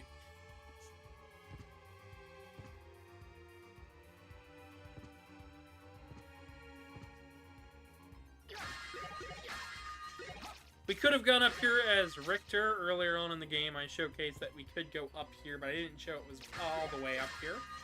That's because once they're collected, they're kind of gone for good.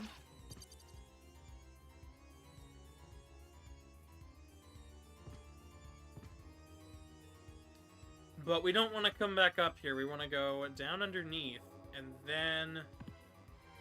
So we will come back up here when it is time to come back up here.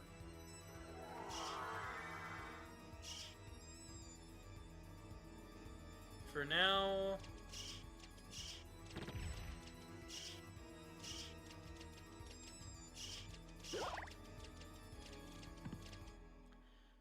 do hate the Fleeman.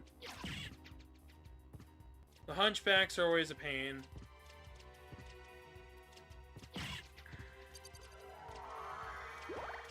I always called them Fleeman because, you know, they're not people with hunched backs or anything. They are, like, monstrous goblin demon sort of things. So I think giving them a name based on their movement is a bit less demeaning, especially because people with hunched backs do exist. That's not good. Don't name your enemy off of something that's real, that affects people. Especially not if it's gonna be, you know, an enemy in one of your horror-based video games. There's already enough stigmatization for them, I'm sure. The whole Dracula and or Frankenstein and stuff.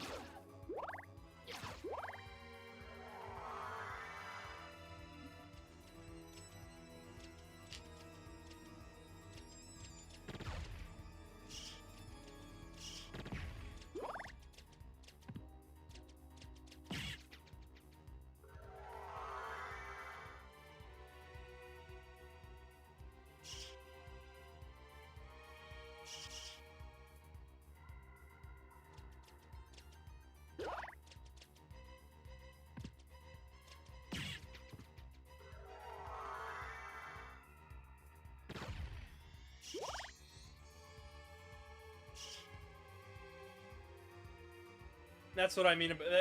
That right there is a perfect example of the hit detection for what tile you're on is wonky.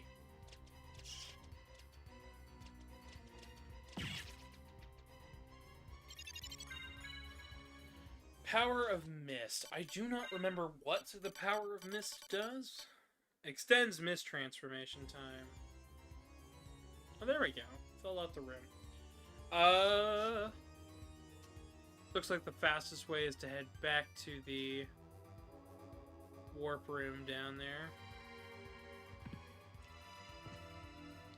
That means we haven't gotten... Bet it's because you're flying? No, no. There is stuff like in the other rooms and things. The hit detection for what is where in this game is wonky. It always has been. Every port of this game has weirdness with the map. You can look up like how the tiles work in this game. It's just weird. Some of them just weren't mapped out very well. I think part of that comes down to part of the rush for development time at this game. Also, hello Foxino. It's good to see you. This way.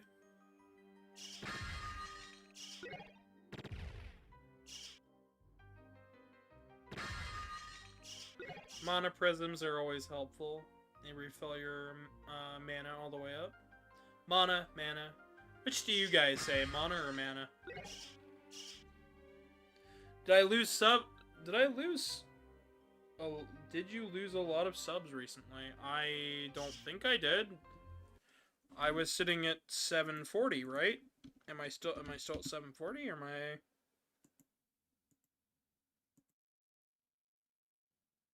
No, that still says I'm at 741. It still says 741 at my end. Man, yeah. Man, A. I thought you had 790. No, we're working our way there, though. I would quite like it if you know anybody that's into retro games or video games as a whole. Likes furry content at all. Recommend them. Send them my way. Get them to sub. Even though they don't watch all the time. Maybe I'll play something to catch their mind. We're slowly making our way up. Before I started today, we had just 740. So the fact that we're 741 is actually really, really good. I don't like talking about sub count too much, though, because I figure, people will if they will. It helps, but I'm not going to force people.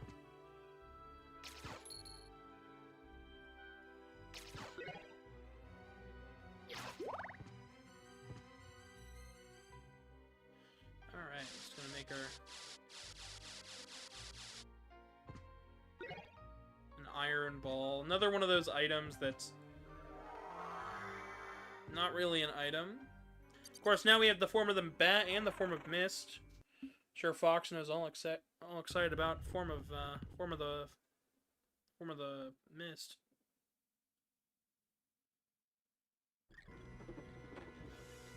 Hey, you said have a C.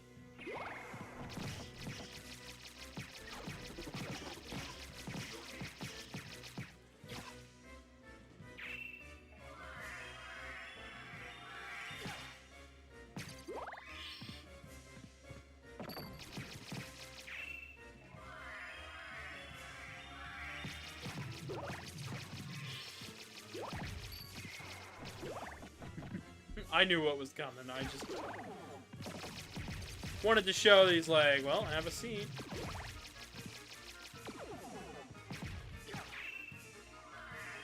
We're gonna keep doing this because it ups our defense.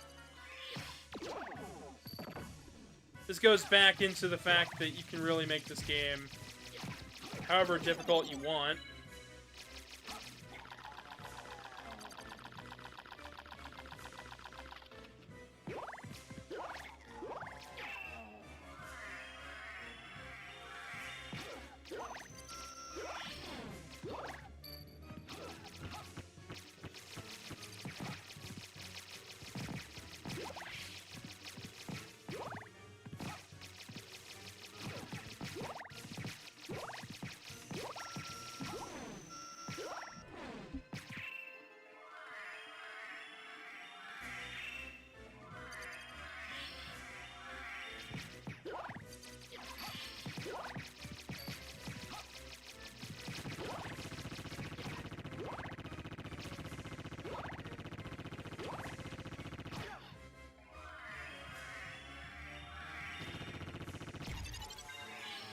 Bam.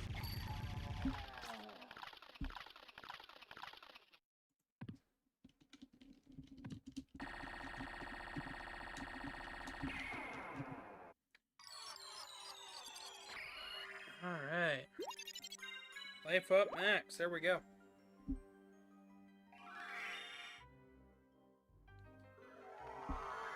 Form of bat's super neat. I mentioned it earlier. The wing color is based on our cloak. So, that can change depending on all sorts of factors. For now, we're looking for a way to save Richter. Echo of Bat. So this is the echo location of the bat.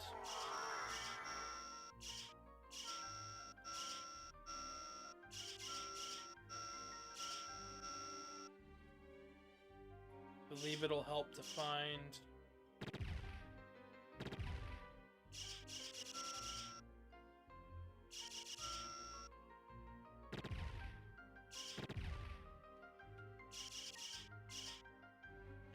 It'll help us to find some secret stuff.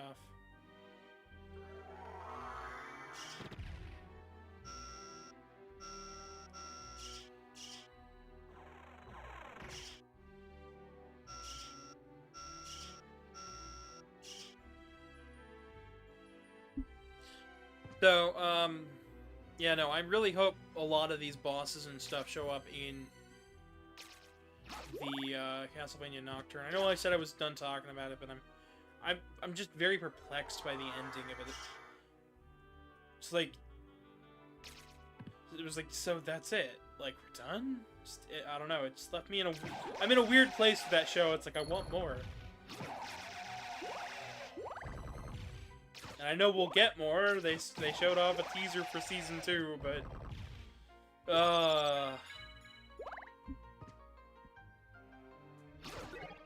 It's almost like perhaps there'll be a Castlevania video later this month. More people sending me stuff while I'm streaming.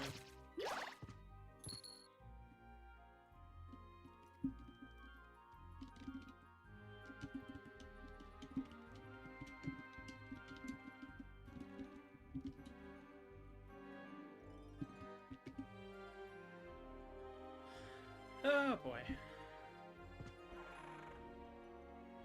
One of these load zone areas. We'll head back in this way though.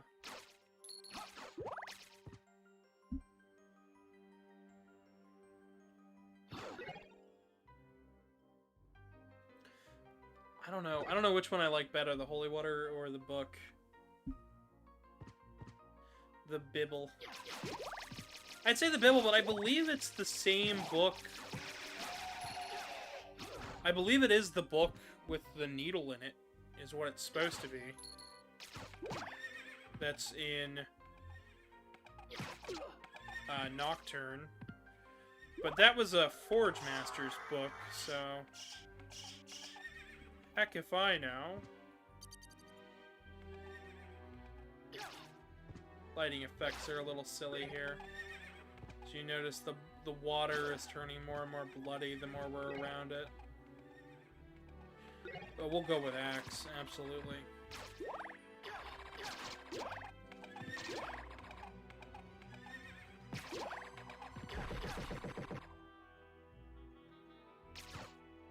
Gets a little harder.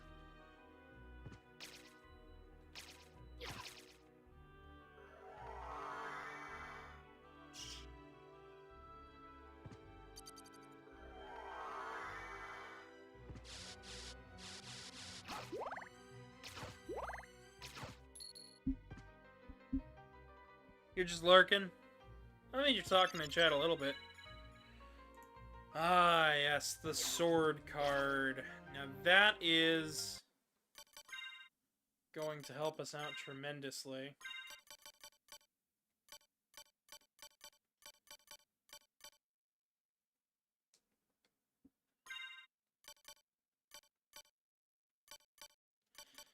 So, the sword is currently level 1. And now I do like leveling up the fairy. But the sword is my go-to. You might wonder why the sword is my go-to. That's because it auto-attacks enemies and does this swiping swing around the area.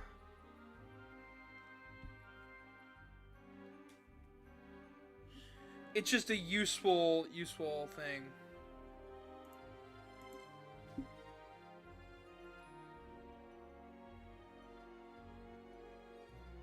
But yeah, as you can see there,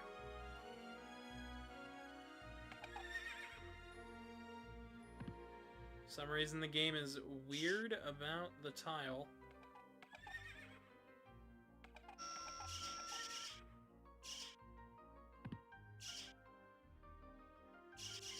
See, now we're out of it. Now we're in it, but we're not in it. All the way up.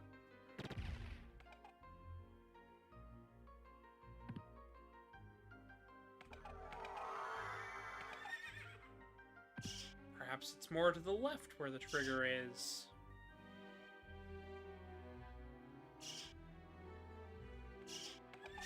I don't know, because the rest of them were in the right spot.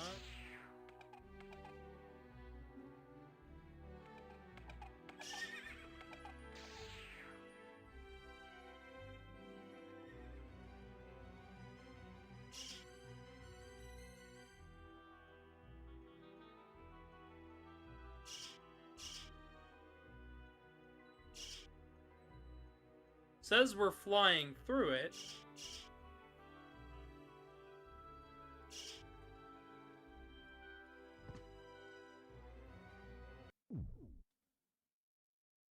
Yeah, I don't know. It's a little weird with the tiles. I don't know how it reads it exactly. Just a little wonky. Something that bothers me and won't bother anybody else, probably. I know there is a person doing a Symphony of the Night engine recently who is doing... So for those who don't know, game engines are basically what games are built on, essentially. And this person is building... There's somebody out there building one that is specifically built to make Symphony of the Night style Castlevania games. I don't know how far they'll take it, but I do hope they program at least in a Belmont style type, just so people have an easier base to work with. Because Alucard's cool.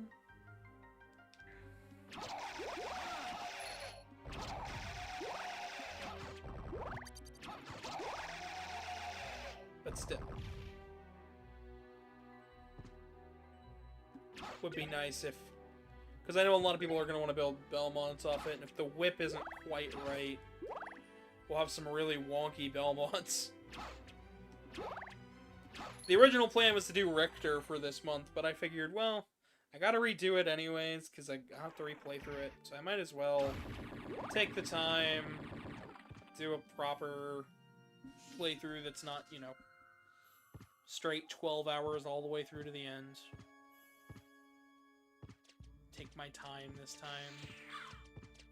actually sit and enjoy the game, not pass out afterwards and leave a sour taste in not just my mouth, but I'm sure others as well. So the goal here is just stay in the Mistworm for as much as you can. We're gonna get something that's gonna make all of these spikes completely pointless, or at least the ones on the ground.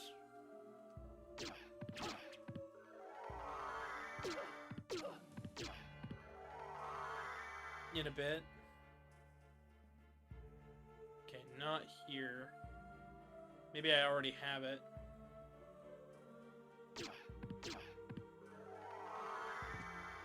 And I haven't equipped it, which is possible.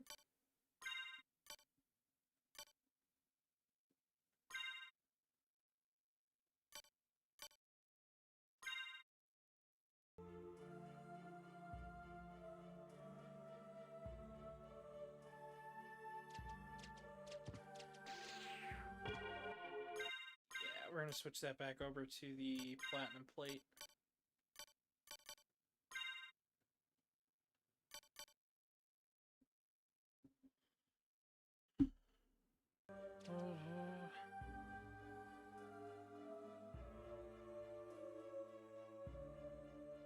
Alright.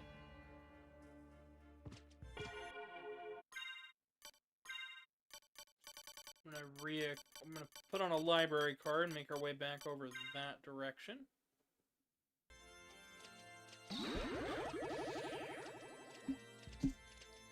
Sword is doing a lot of heavy lifting for us for a little while.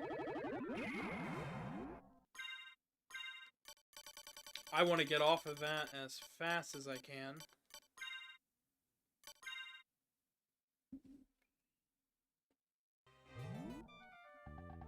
Young Master Alucard. How about this?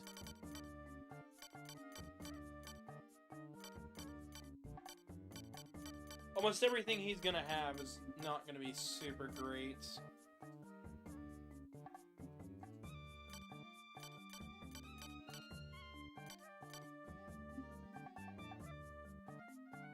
Contains Wing Smash. Okay, so it is a move I need to know.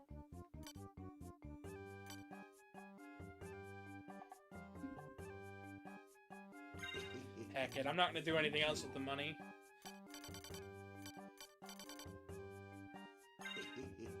Also gonna buy that. Thank you. Why How not? about this? Thank you. Thank you. I know there is a glitch we can do, but...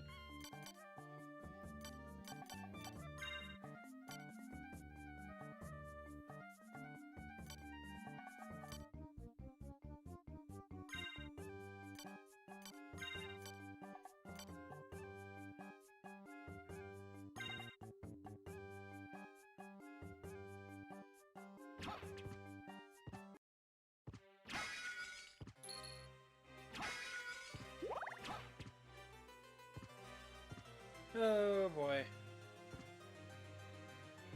But yeah, we're gonna go a little bit past the 2-hour mark.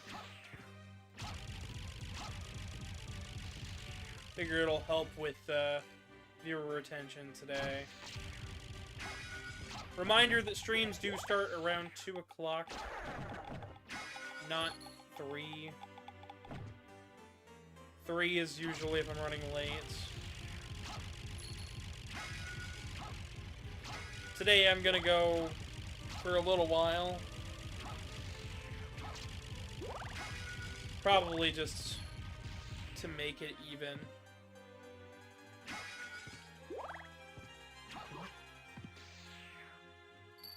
And this is why I like having the sword familiar. But he needs to hit something. Hey, he hit something. He'll get better at it. Trust me.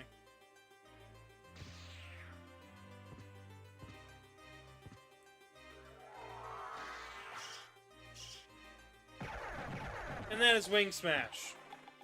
Hold down the X button, do a full circle on the D-pad, and then the bat just goes. It is a great, great move. I really enjoy doing it, at least.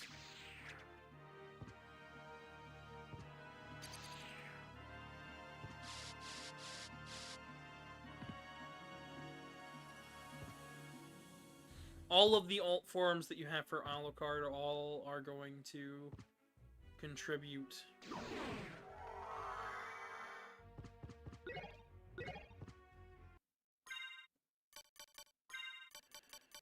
Mirror Caress. Polish to resist stoning. That's okay. What was the other thing I picked up? Jewel Knuckle?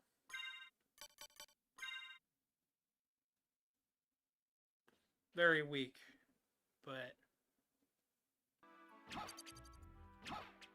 can be helpful at some point in time, I'm sure.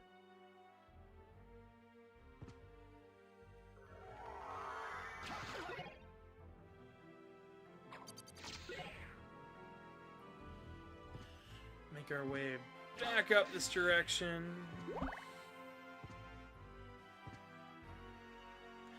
Essentially, the goal is make it back down there, where the sewers are at.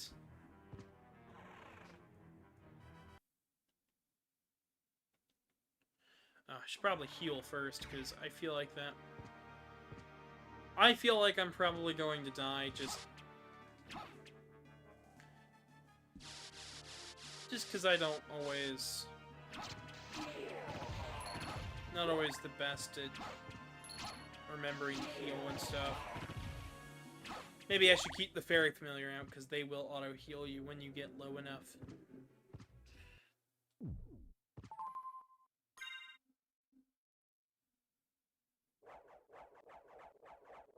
I don't like what's going on with the Sword Familiar, but they made new 3D models for it for this, so... System, Familiars, Quick Save... Let's see. Level 2, level 4... Oh, it's getting there. If somebody wants to tell me what the max level is on Familiars and stuff, that would be great. Man, what is it with... the ambulances today. It's like the 4th one I've seen this morning. That's all just heading one direction, too.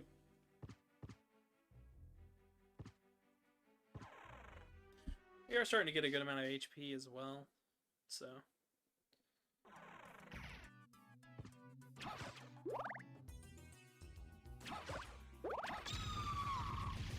But if I wanted to, right now, I could go and get the bad ending and kill Richter. But we don't want to kill Richter. We made a promise to Maria Renard not to kill Richter, so...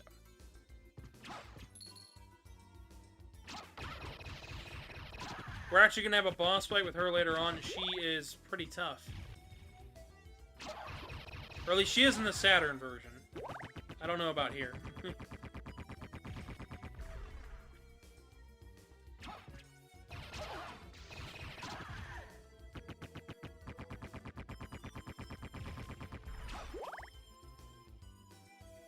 There's that eye again.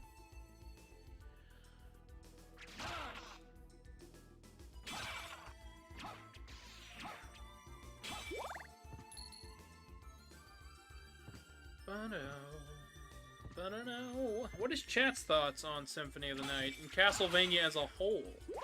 You guys haven't played the series, that's A-okay. A lot of the games aren't super accessible, so... Symphony of the Night is one of the few ones where it actually is fairly accessible. Just because it was on the 360, it's playable on the Xbox One and the series, and... Requiem's on the PS4, I think it should be on PC too, but... Sony's got some sort of exclusivity rights with Symphony of the Night. There's something they're not telling people about this game. At least this re-release of it.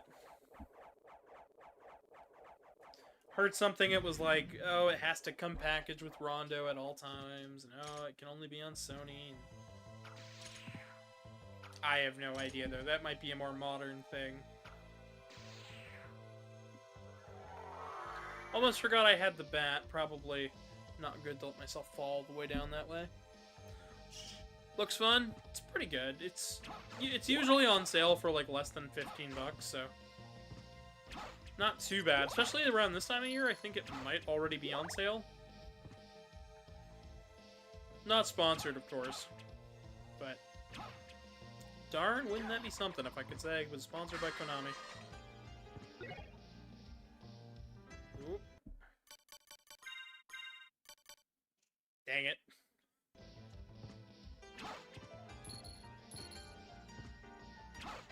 We are looking for a better sword than what we have currently equipped.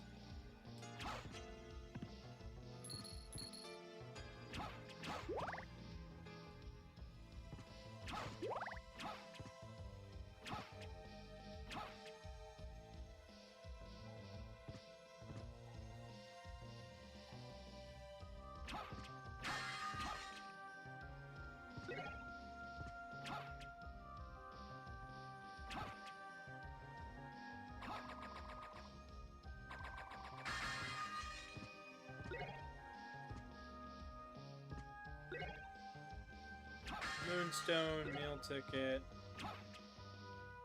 Meal ticket. Meal ticket. Oh boy. Meal tickets, I believe, let you get food in the shop for free, if I remember correctly. Or at least certain types of food. I'm not worried about it. They're helpful, but I don't remember exactly what they do, and for now, I'm not worried about it. I'll just pick them up, collect them.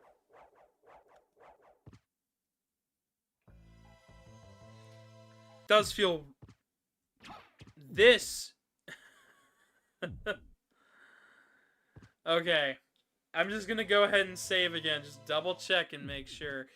This is a trap room. Checking your map will always tell you what's a trap room, what's not. This does that did not look anything like this. It was dark and glowed purple, but I gotta show this off just for the hell of it.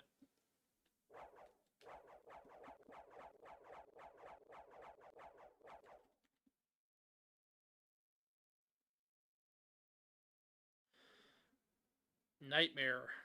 We have to experience this, by the way. Mother! Alucard, is that you? I'm coming, Mother! I'll save you! No, Alucard, stay away! Mother! It's all right. If my death can save others, I gladly surrender my life. No! I won't let this happen! It's too late. Just stay with me. Hear my last words to you. Yes, Mother. Humans. You cannot live with them. You can only hate them, do them harm. What? Theirs is such a hard lot. Release them from their pain. Begin with the ones who killed me. No, it wasn't like this. Alucard, what's wrong? My mother never said such a thing. What do you mean? I am your mother. Do as I say. Release them. Kill them. No, you are not my mother. What kind of demon are you?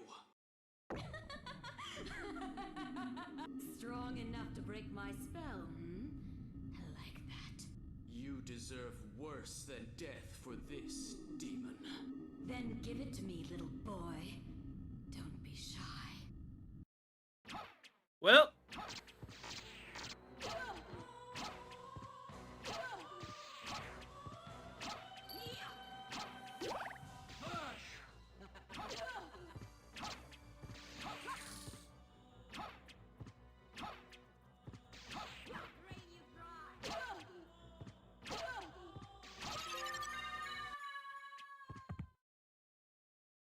Darkling, I smell your blood, your hunger.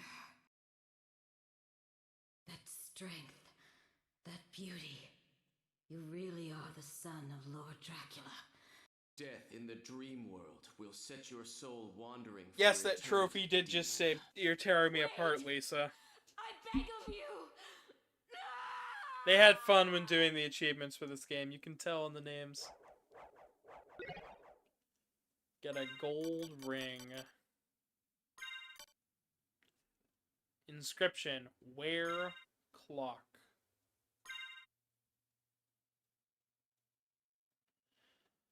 It's important to have. Might help us.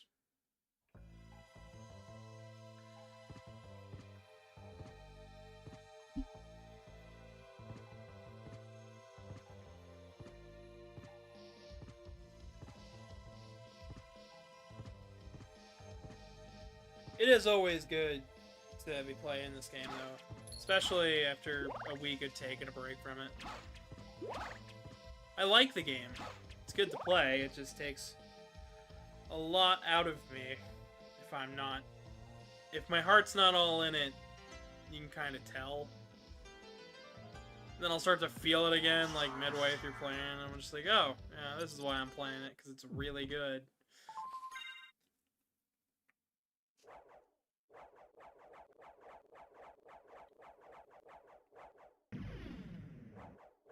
There's just something about playing an Igavania game. So Igarashi is the gentleman who basically had the whole idea had the grand plan of turning Castlevania from a budget series into something more.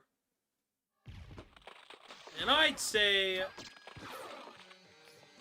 second attempt of this, really, really well done.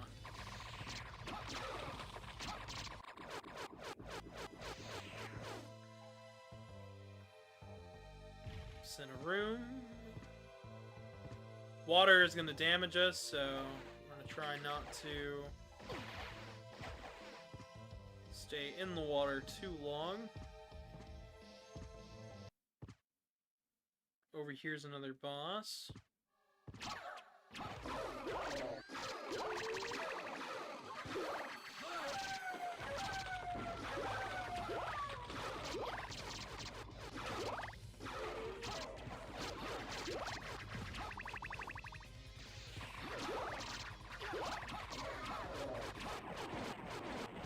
And down it goes.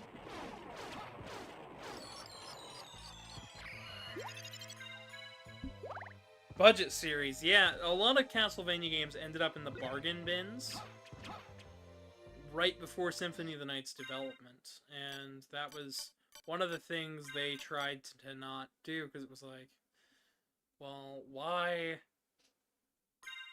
is Castlevania ending up in the bargain bin is like always people's first questions. It's like, why? It's a good series, right? Yeah, but they were also older titles on the SNES and NES and Super Nintendo. They weren't 3D, they weren't the hot stuff.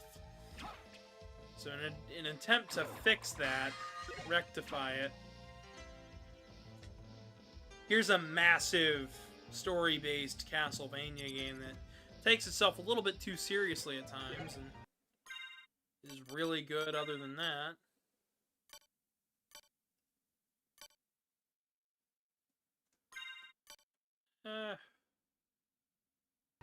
How well is the Claymore? At least I could use it while ducking. I'll take it.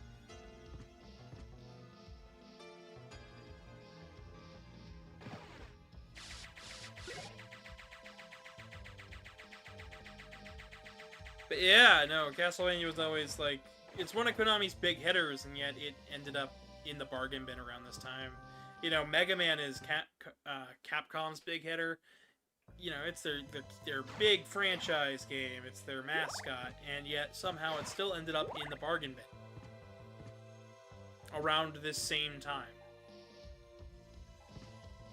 Don't ask me how. I think it's silly. But hey, I was not... Or, well, I was playing games around this time, but I was... Well, not around this time, but... I started playing games the minute I could pick up a controller, so roughly about 2003, 2004. You know... Right around there was when I first started playing games. One of my first games I ever played was actually a Konami series. You might have heard of it. It's called Frogger. And Konami does not know what to do with Frogger, and you can't tell me that they do, because they really don't. They haven't really made every Frogger game they've ever made now has been like on mobile and stuff. Things like Crossy Road have taken that concept to one of its logical extremes. Konami did a puzzler sort of thing around the PSP and whatnot. And I must say, that is definitely a way you can take a series. I don't think it's the right way to take a series like that, but sure is a direction.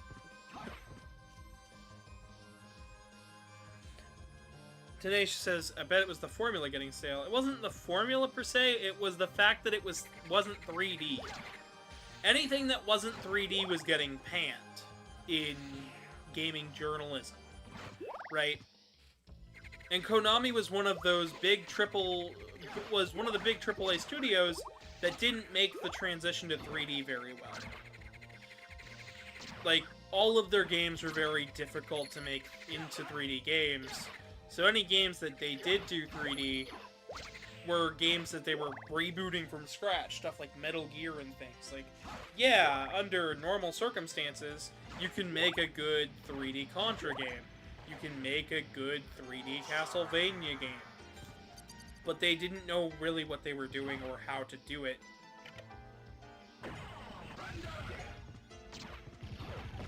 Something appeared by the wooden bridge. I think there was a wooden bridge over here to the right? But yeah, no, it wasn't less so the formula getting stale, and more so just they hadn't done anything with it. Like, if I was somebody living in Japan at the time, Rondo of Blood had a lot of different secret paths. Things like Castlevania 4 had a lot more content, but it was just a remake of the first game. Like, they had more remakes of the first game than they did sequels at the time of Symphony of the Night being released for the first time. So I don't think the formula was stale. I think just people were jumping too quickly into 3D. Which is a possibility of stuff that happens. And Konami's team just not being given the budget to make the style of game they wanted. Which is also a huge, huge issue. Especially in the gaming space. Like, oh my god, the amount of dev teams I see that freak out because their games aren't selling and stuff, it's insane. It's insane, to say the least, that in the way that these games should be doing way better.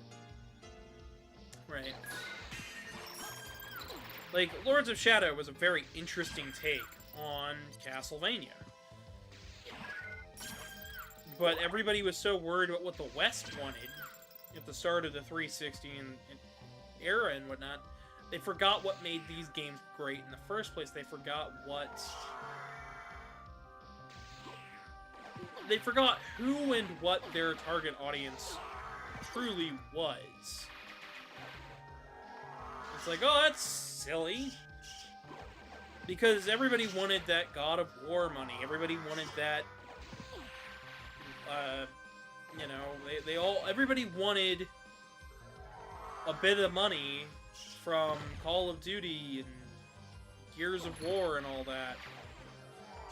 But not every game has to be a AAA title, and I think Castlevania is one of those things where it doesn't have to be a massive budget game to satisfy Castlevania fans. It just needs to be a good Castlevania game, right? We see it all the time. You know, Bionic Commando didn't need to go full 3D or any of that. The two reboots they made, the reboot and its sequel, did better than any previous Bionic Commando.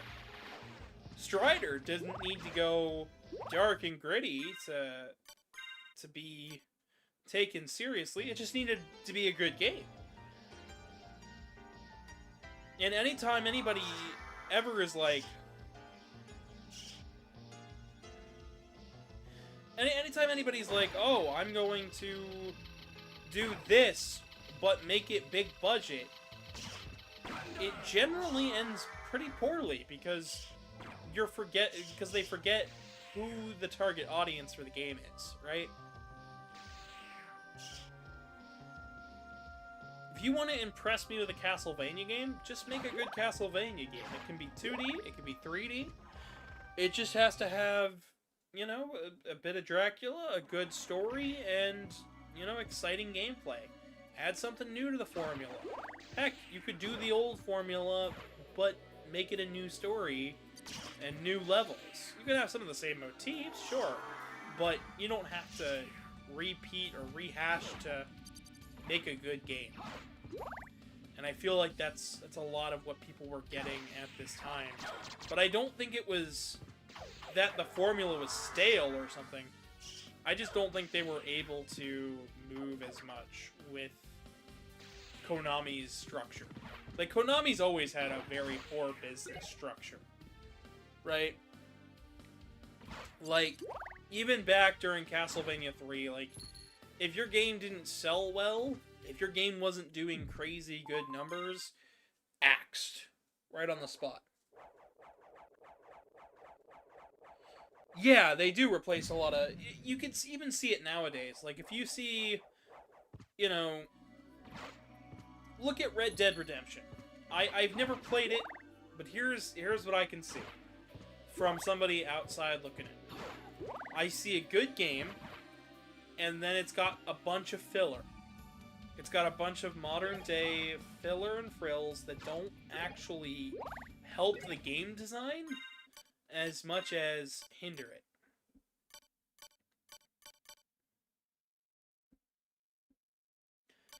Like, it should not... The gameplay should never be hindered by something being big budget. Like, if you looked at something like Street Fighter V and told me that was a game hindered by it being a bigger budget title, I wouldn't believe you because it's Street Fighter V. But I would understand that reason, right? Something like Tekken 7.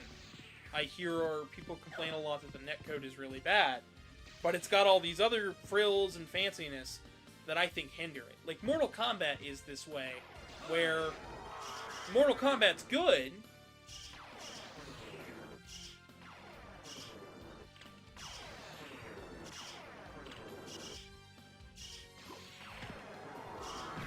but Mortal Kombat is hindered oftentimes by Warner Brothers needing to toss in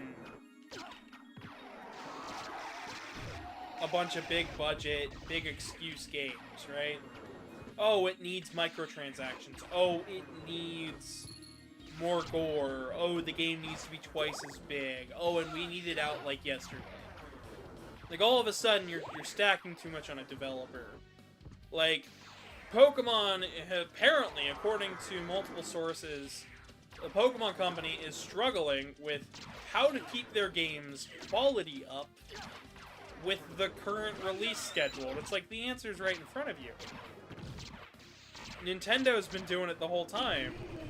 Stop giving your dev team a one-year deadline. Stop giving give your Pokemon games a bit of resting time, so that way then the next game comes out and it looks tremendous. Let the dev teams experiment with new ideas.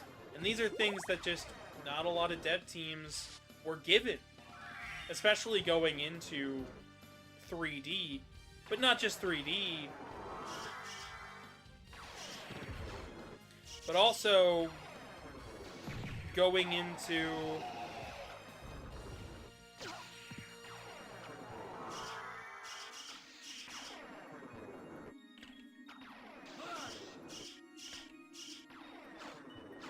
But not just going into 3D, but just in general.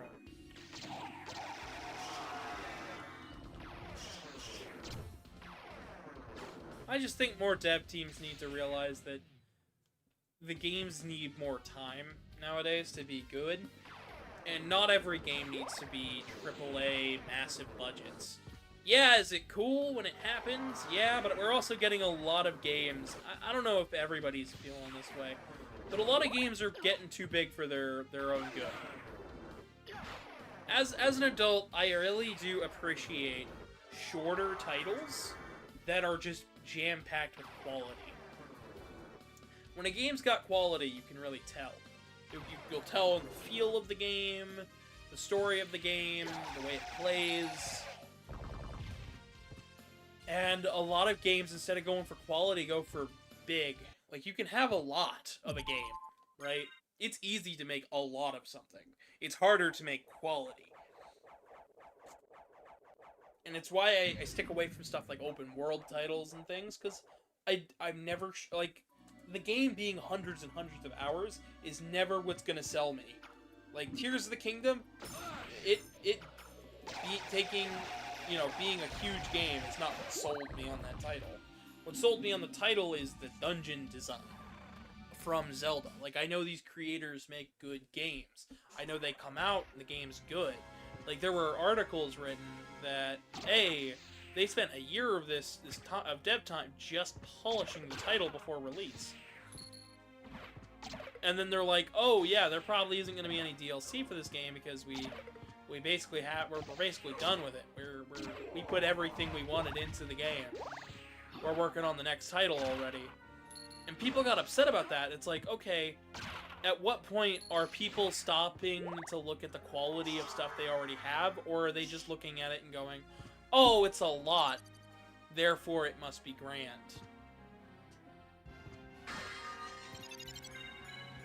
Skill of the Wolf. And that's something that I've been having to ask people.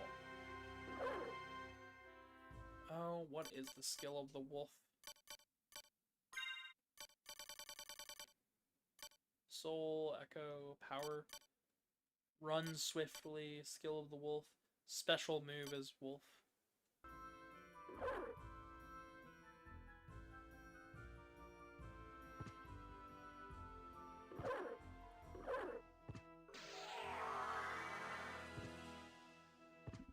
What about Symphony of the Night makes it make it good at being big budget? It's not big budget.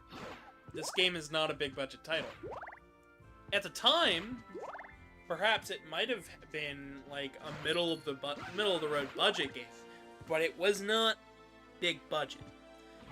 Things like Lords of Shadow were big budget, and that's what turned a lot of people away from that game, was the fact that it was just like, oh, it felt less like Castlevania and more like, you know, something like Shadow of the Colossus, which wasn't what people who played Castlevania were coming to the series for. I even appreciate games that are just one thing, as long as it's not expected to repeat it ad nauseum. Yeah, well, that's just it. Repeating the stuff ad nauseum is what you're gonna get a lot of the time when it's just a big game with a lot of stuff. Symphony of the Night has quality. Look at the sprite work, look at the animations, the way everything moves, the way you've got all of this stuff in here, but it's not sacrificing the quality of what's here, right? You got animations and sprite work, we have nice sounding music. There's a lot going on here that's just really, really high quality stuff. And it only is doing one thing. It's just exploration and checking out what's here. And after that, who cares? And I'm okay with that. I can accept that this game is only ever going to be the one thing that it sets out to be.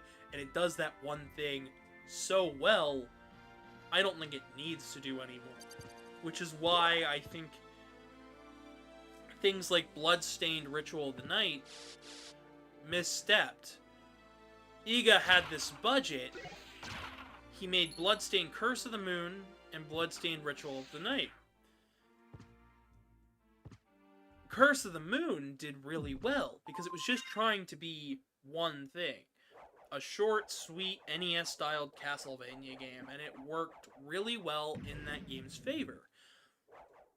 Ritual of the Night, on the other hand, tries to do familiars. It tries to do everything Symphony of the Night and then more. And then Dawn of Sorrows, and then Harmony of Dissonance. It tries to throw everything at the wall that he hasn't been able to do in so long, and I think it's missing the point of what made his Metroidvania games so good. Do I think Bloodstain's a good game? Yes. Do I think it's as high quality as it should have been? No. And it's kind of the same thing with Mighty No. 9, but that had a lot of other problems with its dev team. So, the game can be one thing, it can do one thing really well. I will appreciate a game more that is higher quality, but at a short length.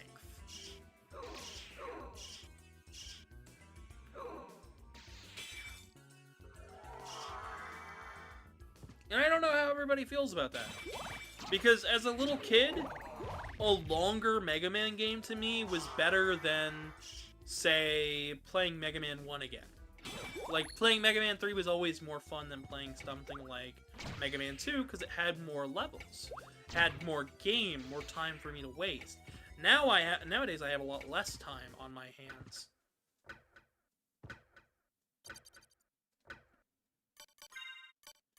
So,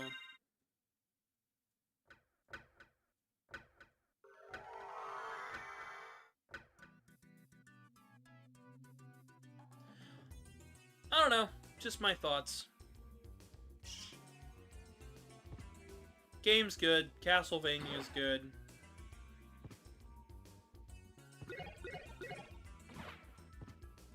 But I am always going to kind of hope that if we do get a new Castlevania game, that it stays away from the less big budget Lords of Shadow games and maybe goes more relaxed with it. Gravity boots.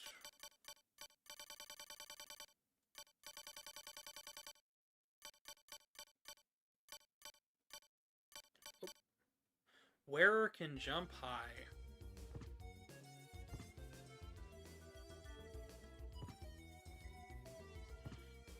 Yeah, so now we have an insanely high jump.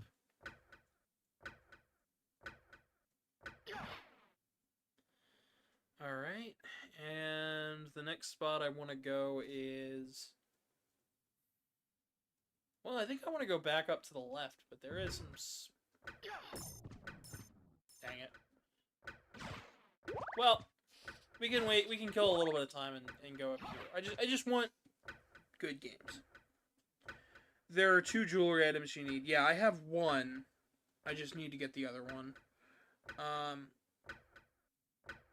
But welcome, Solo? Sorry if I'm not saying your name right, but welcome to the stream.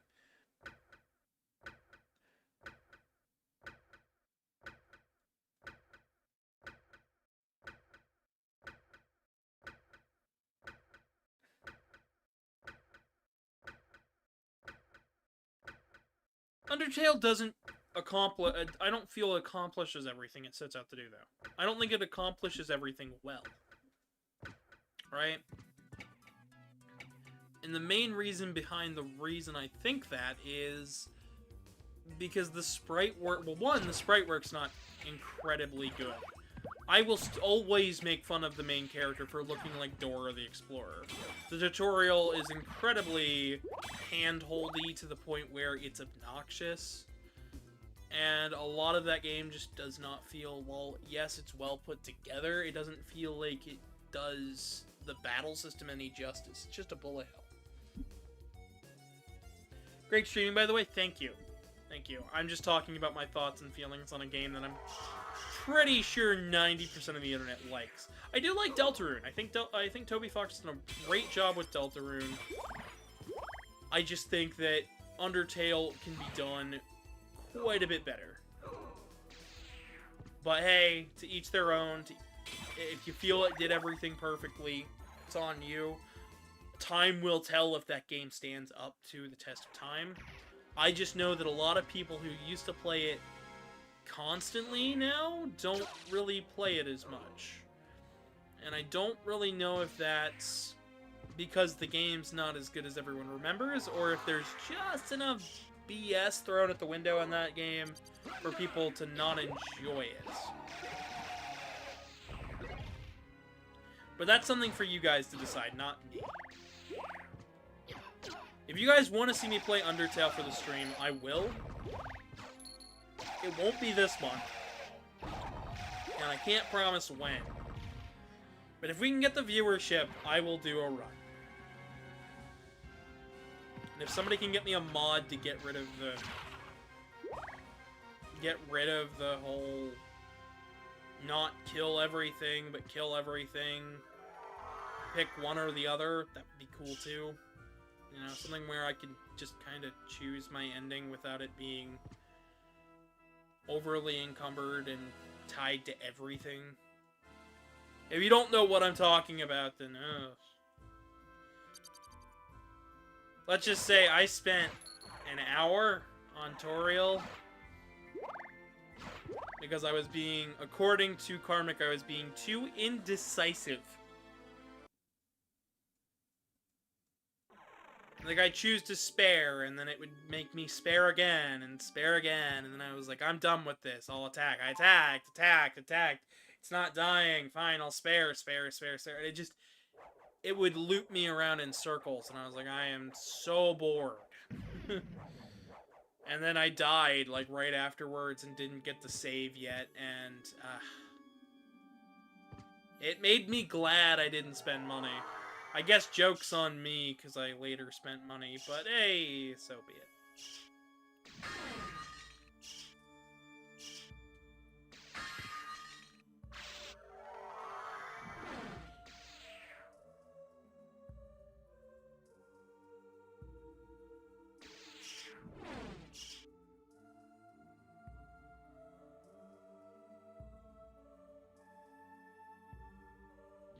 Okay, but so doesn't playing a bullet hell just feel kind of pointless?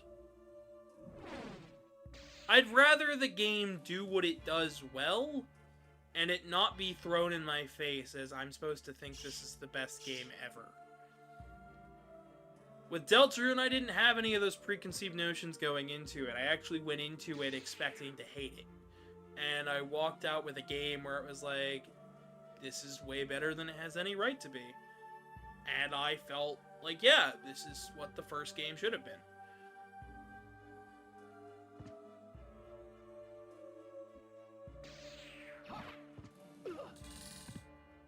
Yeah, that doesn't matter. You telling me, in hindsight, oh, you're supposed to play it this way. Oh, you're supposed to play it that way. Oh, you're supposed to do this here, doesn't improve my experience. My experience has already been had. It just makes you look like kind of a jerk. Especially as me, somebody who plays retro games and old school titles, I really do appreciate the nuance of teaching a player without having to tell a word. Now, yes, there are times where you have to say something to the player or it's totally lost on them. Some mechanics just, you cannot get around that.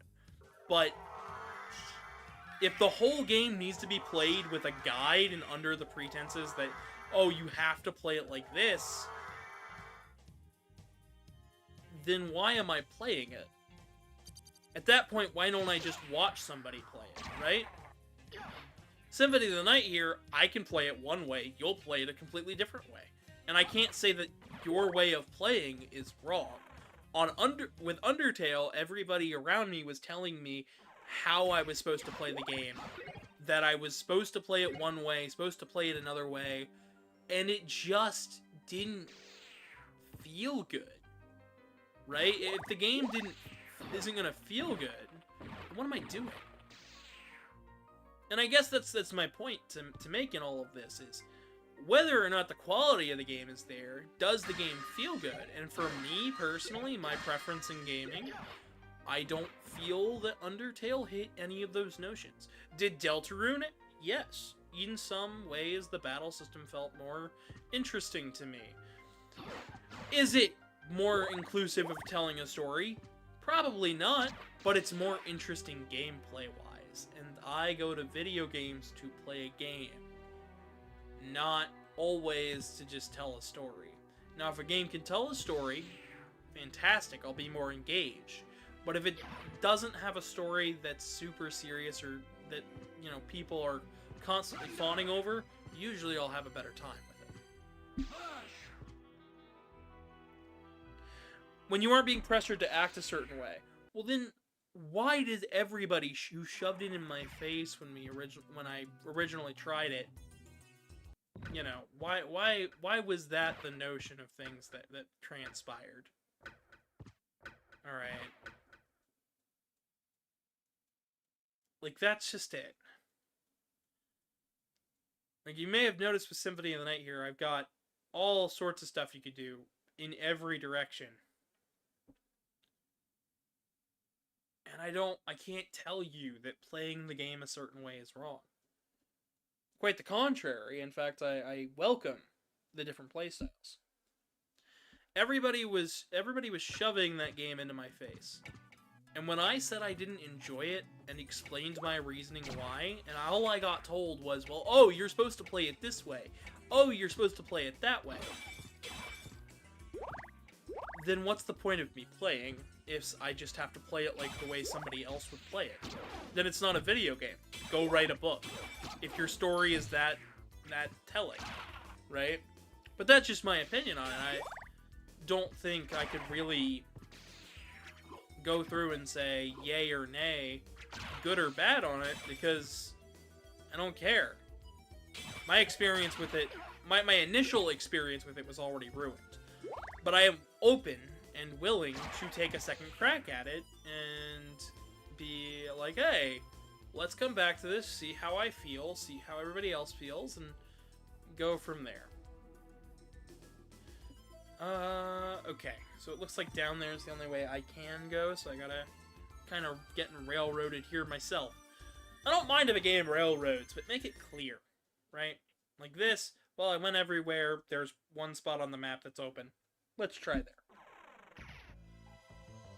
Since theming is about your choices, but okay. I think that having a morale system, whatever. Fine. Have it affect the story? Okay. But don't make the player play a certain way to get that. Make a few key moments where a decision is imperative, and it will change what happens. But making you play the entire game sparing everything is cumbersome. It's hard to play like that without feeling like you're playing it wrong, regardless of what you do.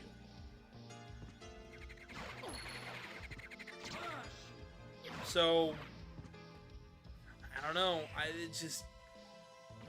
I'm willing to give it a second shot. Like I said, absolutely more than willing to take it, give a second attempt at it, give it another go.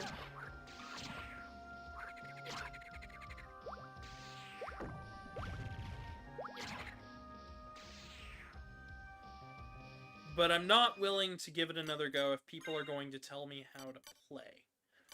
If somebody could make the game so I could play it how I wanted to, then cool.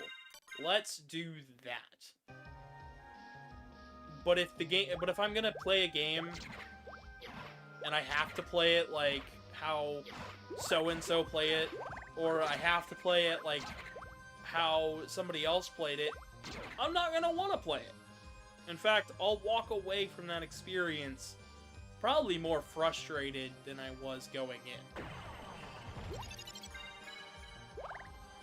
Which is a key component to that, so what's happening in Symphony of the Night?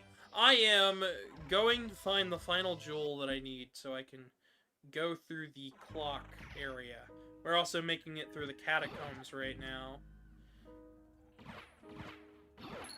We've kind of filled out the rest of our map so far, but I have missed a couple secret rooms.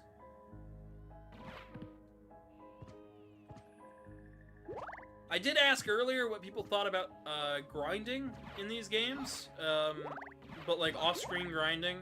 If I were to just go back through and get map tiles I missed and stuff, and just got non-essential hidden rooms and stuff. What do people think about that? Should I just save it all for the stream, or should I, you know, do my own thing?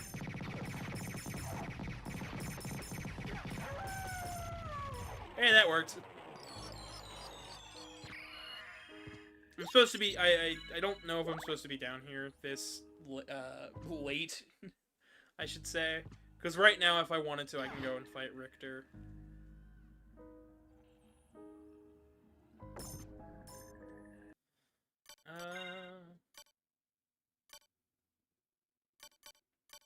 Swap back over to the sword.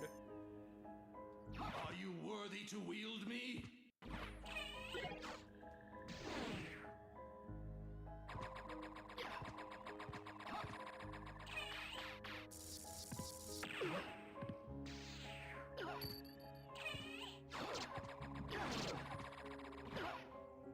The sword familiar does become an equipable item later on in the game, by the way. At the moment, we are not worthy to wield him.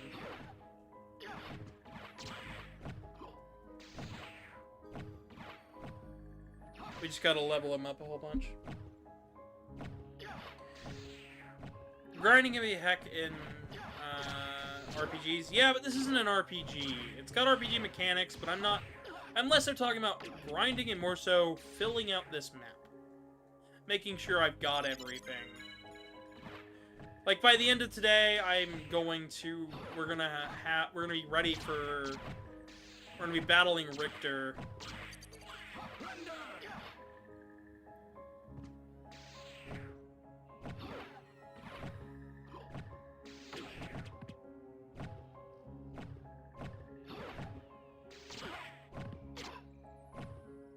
Well, that would be another thing, is everybody wants to backseat game. In something like Undertale.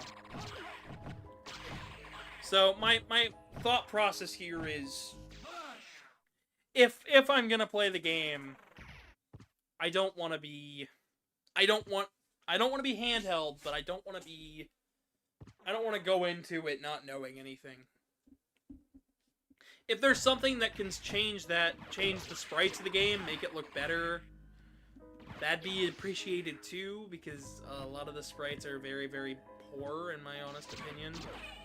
I get it, one guy, but he also refused help from people, and that was where some of my frustrations came in, because I was like, why do the sprites look bad? Why am I playing as Dora the Explorer?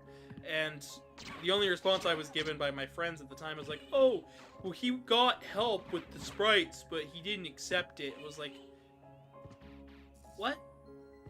So you had people willing to help you with a game, and you said no? What? Didn't make any sense. Now I understand, oh, it's a passion project sort of thing. I get it, but I still think that doesn't excuse the fact that the main character just looks like Dora the Explorer.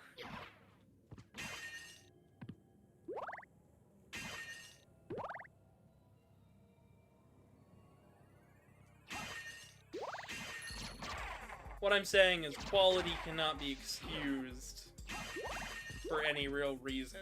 Just, you know, if I draw something that looks bad, I have to own it. It looks bad.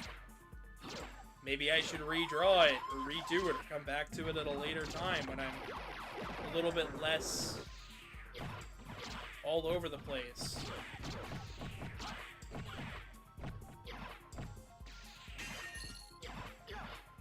I appreciated when Deltarune said... Deltarune opens with you creating a character, and then it tells you every choice you just made was pointless, play as this character. That made me laugh. That I felt was, like, telling the people of the last game, telling me as a player, you didn't like the choice mechanic? Here's something where you don't have to. You don't have to think about what choices you do, because we're telling a story this time, and not shoving a bunch of characters in your face. And telling you, like this, play like this.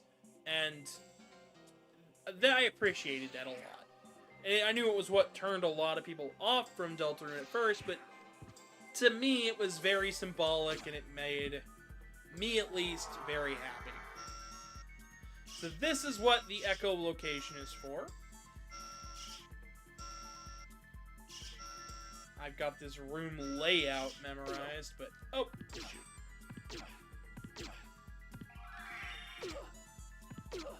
Missed! I don't know when the last time I saved was. Shite. I really hope I saved on my way down. Oh boy. Oh gosh, we're already at 3 hours. 7 likes. Thanks to everybody who's been liking and whatnot. Oh, we got an eyeball this time. Royal Chapel, that's way up north where I don't want to be. Right? Yeah. Shoot. That was a while back.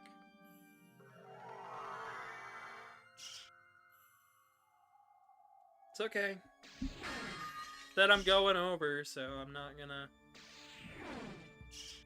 harp on it. Shouldn't take too long to get back that way.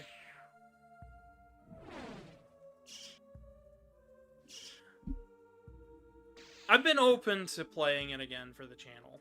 I know every year, every couple months, somebody asks me, when you doing Undertale? When you doing Deltarune?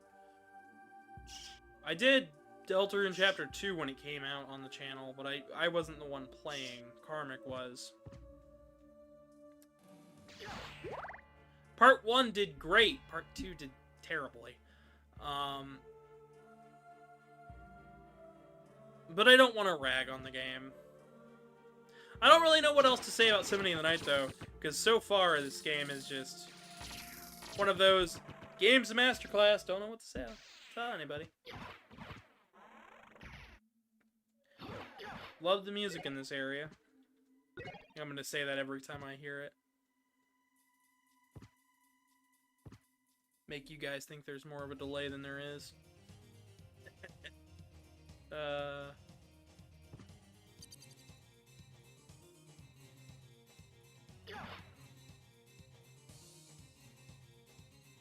But it's not the core experience that was presented originally. Good. I didn't like the core experience. The experience I was handed in that game was not what I liked. So, if there's something out there that makes it better and a bit more my speed, sure. Make it so the pacify system isn't garbage and takes forever. Make it so the choices in my game can be made however I wish. And I don't have to be told, oh, no, now that you've done it this way one time, you can't go back. Like, if I can remove the game's BS, I will be more happy. I will enjoy the game more. And that's a me thing. That is, honest to God, just how I live, how I play games. And I understand that not everybody's gonna appreciate that. But I don't sit here and play games vanilla. This isn't the first release of Symphony of the Night. This is the re-release. This is Requiem. This is the PSP port put on PS4. It's not the original release. It's not the original dub. It's got added content. It's got some stuff that's changed. But I enjoy it more because of it. Even if not everything looks the best, at least I have more fun with this than I did the original, and it's a slightly different experience than my old playthrough. Found out why my old playthrough was the way it was. It was because I was playing, like, on a PS1 emulator. I wasn't actually playing any original... I wasn't playing this release of Symphony, which is why I don't have a bunch of the achievements.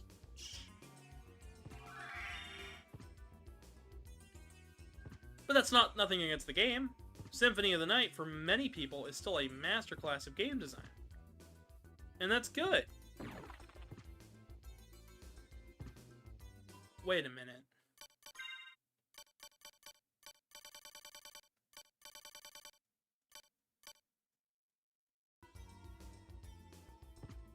In one playthrough, it keeps all the stuff you have? What?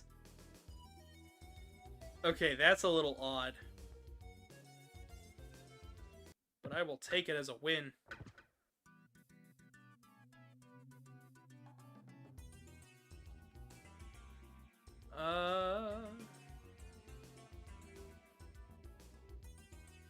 Yeah, it looks like just down there.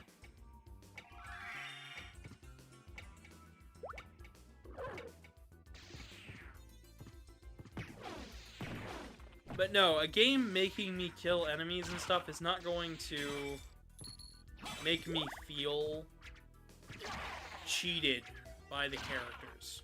It's not going to make me feel a different way, giving me options one way or another. And I think that's the best way I could describe it, is giving the player options in how they can play the game, to me, is always going to feel better in the long run.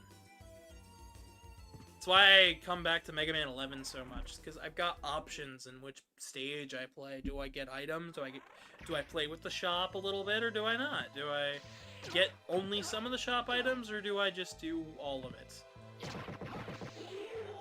Those are the type of questions and decisions I like having as somebody who plays games. And I think that's something else that I should probably point out is I have a very different relationship to a lot of video games than most people. I was in the games industry. I know how to program stuff. So if stuff's done interestingly, I will have more fun with it. Actually, one of my favorite little factoids is from some of the Capcom developers. They said a lot of the old game design and stuff came from them having to find solutions around things. And nowadays, you don't have to find solutions around things, because we have the hardware power and the processing power to do basically whatever you want, right?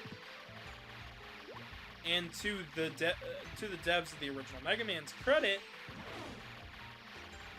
and we're talking like most of them,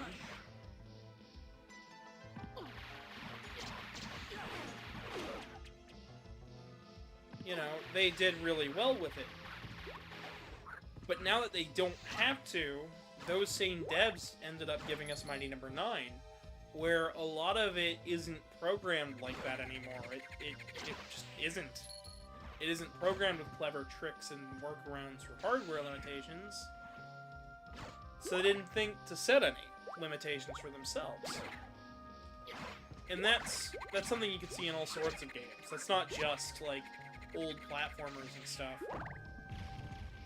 Most games in general, most developers nowadays aren't thinking of the same problems they had previously. Is it good that we've removed those restrictions? Yeah. But is it justified in the game design decision? Like, do they know how to limit themselves in such a way? Do they remember what made those games good? Because I can say something like Shovel Knight is a good game, but does it understand the retro feel and aesthetic it's going for? And I don't think it does. And that boils down to just, you know, the limitations that they have just haven't been around anymore. They haven't been around long enough for most developers to need to work around them, right? And that's a thought, that some game design is old and outdated and because of technical limitations, but a lot of that creativity in level design, in sprites, in transparencies and stuff. All of that was done because of difficulties.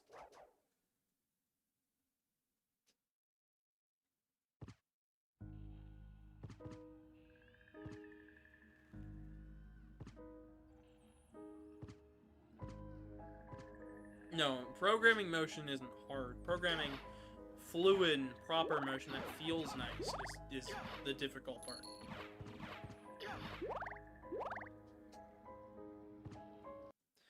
Two conversations at once. I think they're integrally they're pretty tied together.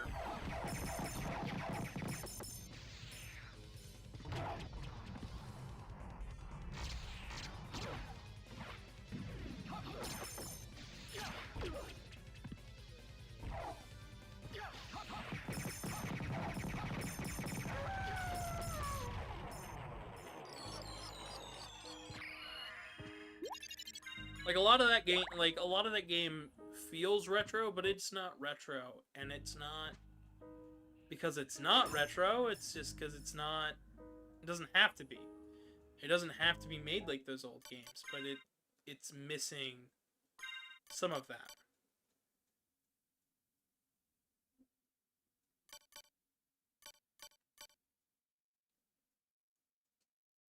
Just realized I should have been having that equipped.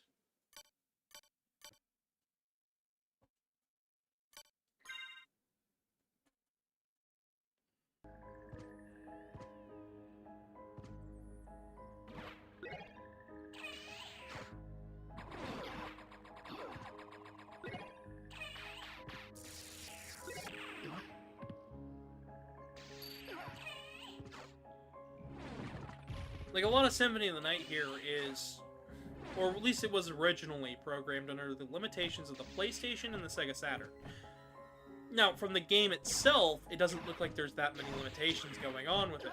That's because they programmed it well. Under the hood, though, stuff like transparency effects, if you notice, it's flickering. It's an old flicker effect, is what it is. I don't know how well that's showing up on the YouTube stream, but for me, it's like some of it's proper transparency, and then others, like the inside of the cape, is a flicker effect to show that they can only do transparencies some of the time.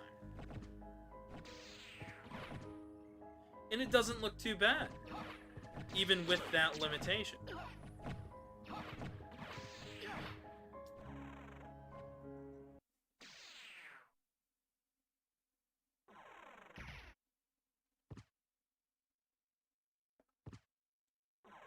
But yeah, I'm not gonna lean one way or another with what I play next. Tomorrow we're doing Bunny's Graveyard, and I know that is something a few people have actively looked forward to. They sent me a link to it, I said I'd look at it, put it on the schedule. They got me right in the nick of time, too, with that one, so...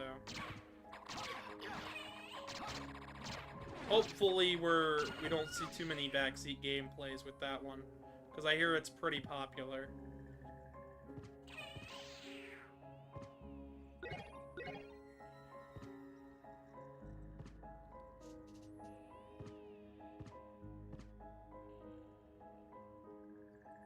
All the decisions you make crowd your head. One of the old tricks that I used to do when I programmed was I would write down what I wanted the enemy to do, and how I would make it get there. If I wanted the enemy to, like, follow the player's movement, when the player does this, do this. And then I'd write down, okay, so what does the player need to do this action? When hit this button, do this. So, like, it would read for certain combos, it would read for the player's inputs. It would read the player's inputs to act on stuff.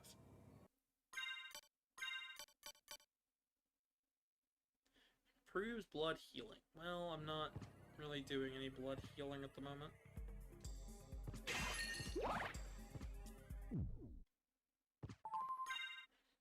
But those are the types of decisions that you need to make as a programmer. I just had an easier time visualizing all of my code when I wrote it down on like a whiteboard or a piece of paper. And then I wrote my pro code and then tested it and saw what didn't work and did work. Because then I could easily distinguish what was what. And I think writing down things is a skill that many people forget. Like, yeah, just grab a piece of paper and a pencil. Give it your best go.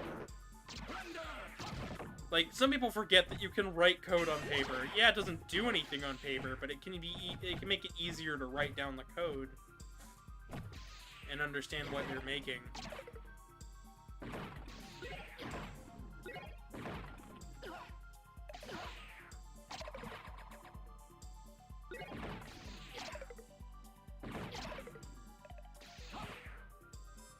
But that's an old trick I learned from a veteran programmer I met. We're not gonna name any names, shall we?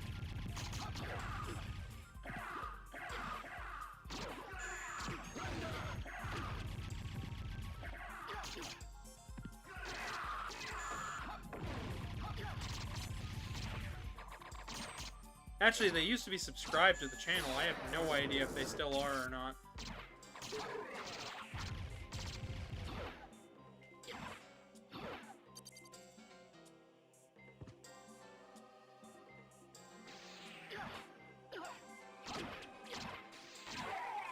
These are the early effects that look really cool in motion. Something about the simple texture warping down there is so neat.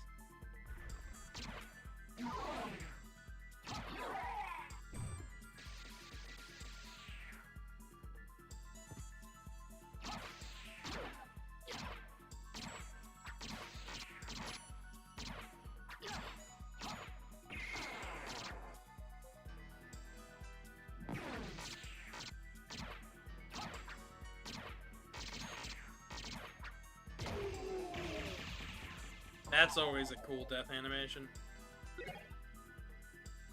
Jewel sword.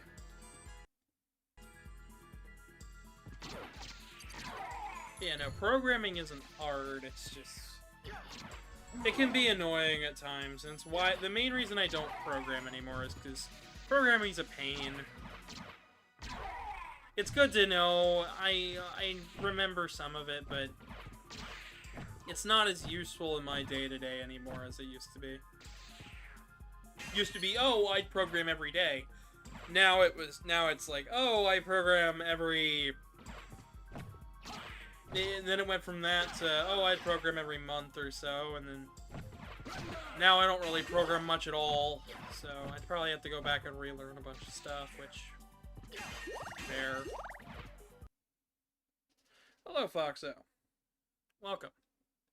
We're about to get to some really cool bosses. Meet the Hive Mind.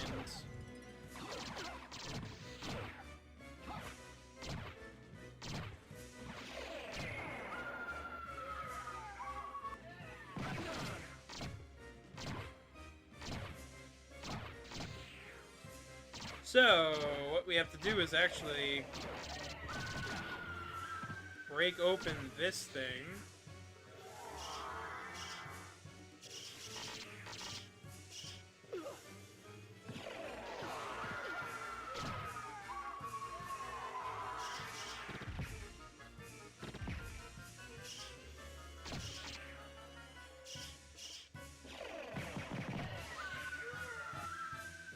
Knew I was doing something wrong for that.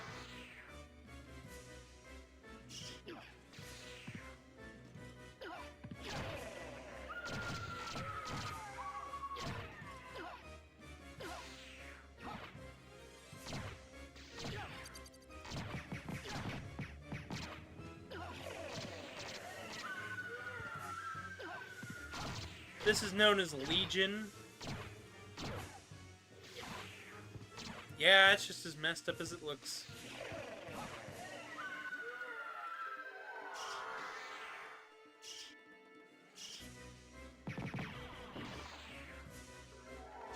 And there it is. And it's going to start attacking us with lasers. So that core is what we want to hit.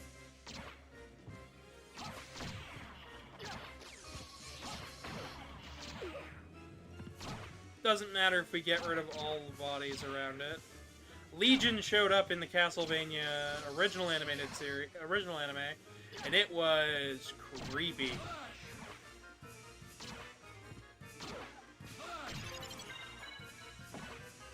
Let the bodies hit the floor. Ah, yes, the trophy names. You missed the one from earlier. That was a reference to the room.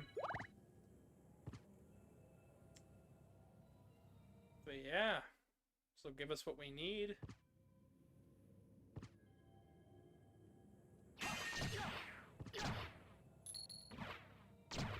Been talking game design and all sorts of stuff. Our main talking point for today, though, is just mostly what we are doing.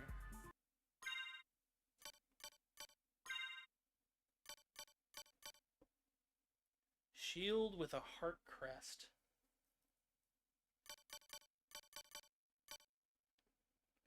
Strong versus holy.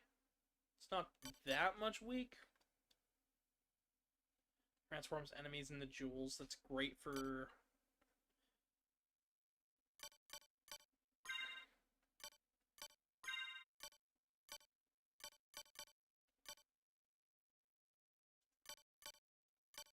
that.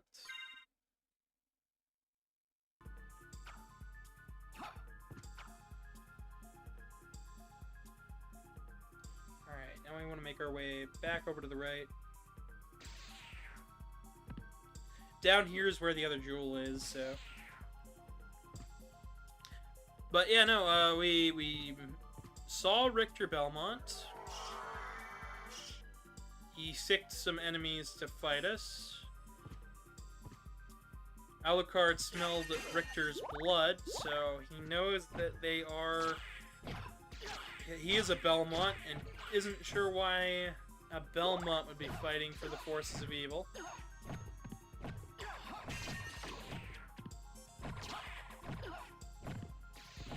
For reference, Alucard previously fought alongside Trevor Belmont. I just realized how dangerous we've been playing it the whole time. I keep going for riskier stuff, and then I end up dying. Equip the walk armor. Defense increases with map.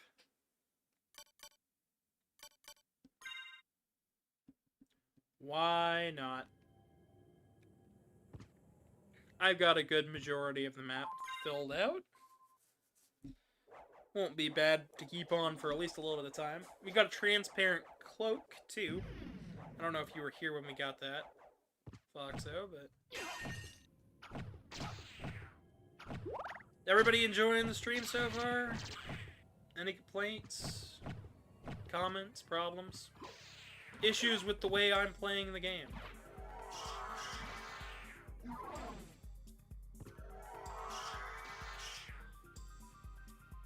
I suppose to go back to the Undertale discussion for just a moment.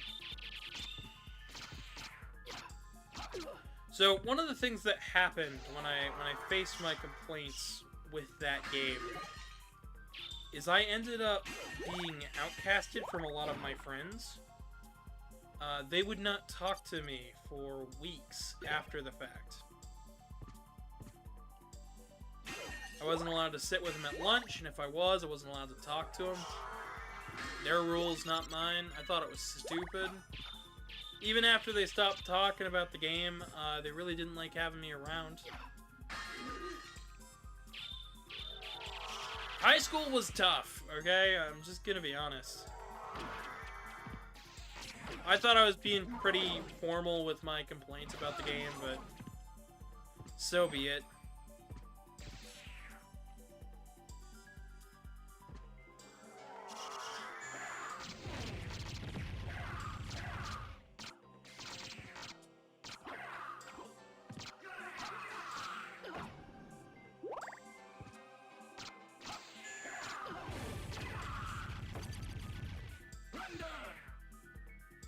That's weird, yep.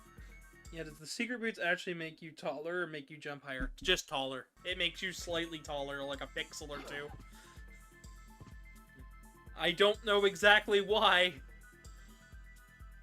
But here, we could do an exact height comparison.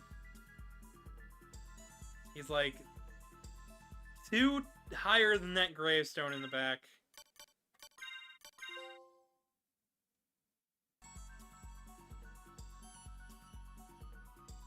You guys wanted to know! He's a little bit taller. Not very much. As you can see now, I'm like 4 pixels taller. Hello, Vincent. That's weird. Yeah, my friends were strange, but yeah, no. Got a trophy for that one.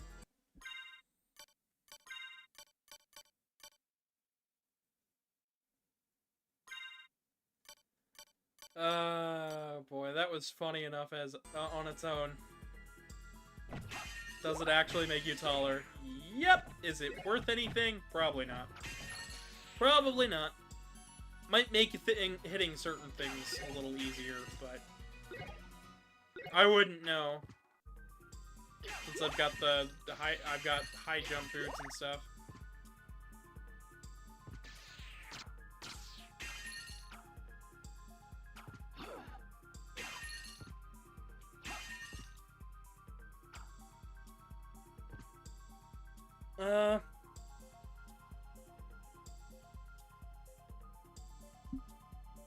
Aren't all just...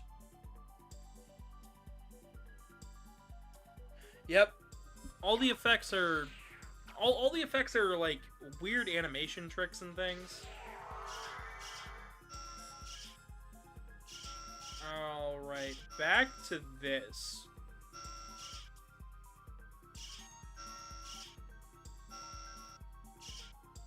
So, for those who are just joining us, or missed this little section here,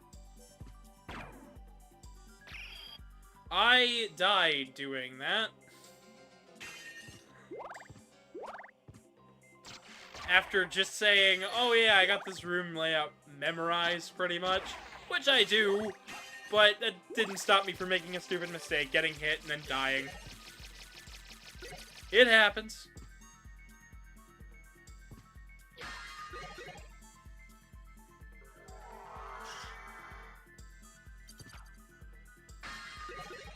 They clearly want Alucard to be a ninja.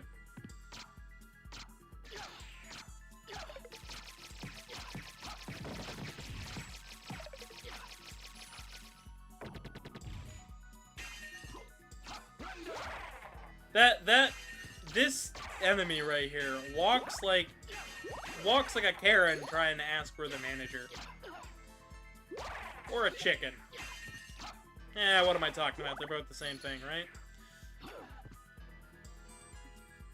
I worked with a lady named Karen. She was one mean son of a bitch. And I liked working with her. She would not take crap from any customer. It's actually fantastic, because...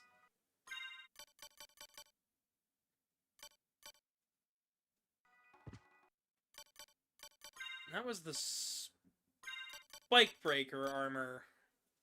Spike breaking armor. We are going to need this. Hello, Prairie, Cardinal, September. Yeah, sure, why not? That sounds like a fun time, Foxo.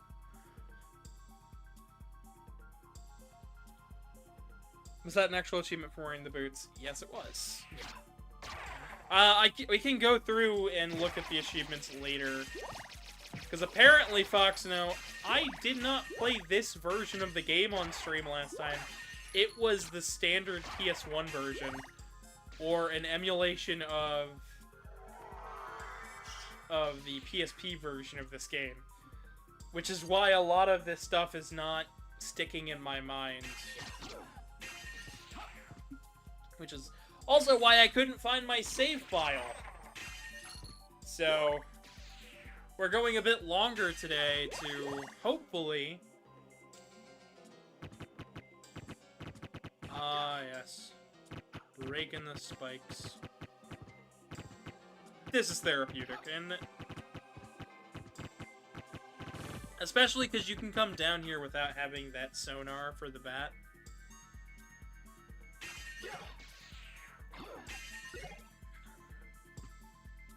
Okay, make ourselves back up this direction.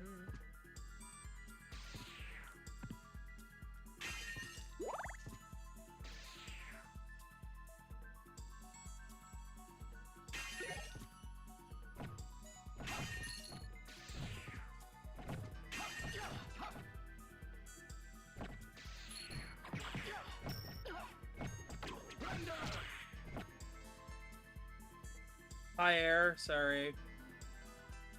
Or Pierre. Pierre. I don't know. Sorry for butchering your name. I'm having a heck of a time just remembering mine at the moment.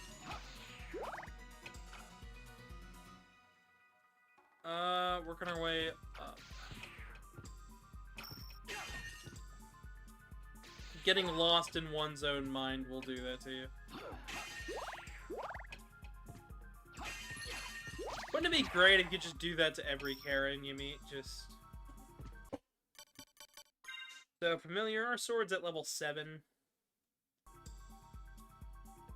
It's getting there. I'm gonna go ahead and save.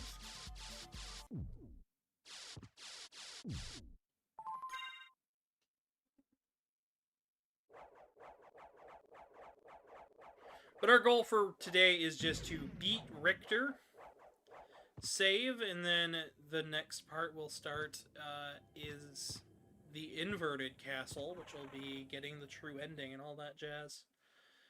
Should be rather interesting. But now we want to warp to the northmost one.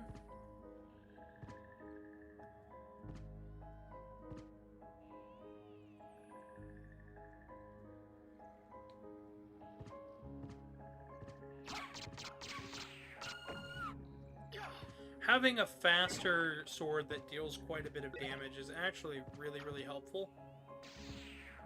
Especially against stuff like those witches. Imps as well, but to a lesser degree.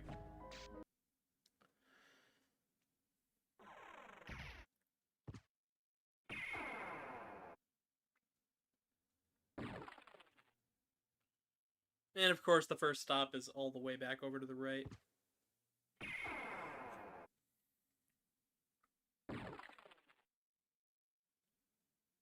Oh, that's close enough. We should be able to make it over to the far left over there rather quickly.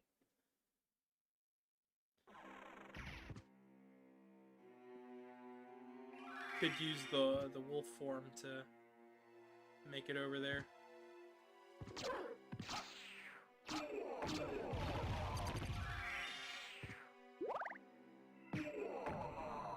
When you turn black like that, you'll be able to phase through enemies.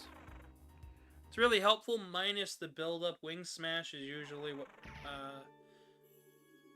a lot of the speedrunners use. Granted, they also use a glitch along with it to let them continuously use the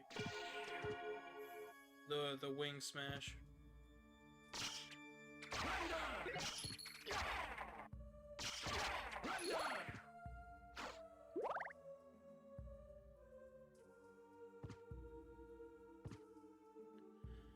But I believe we've taken care of a majority of the bosses in the main castle.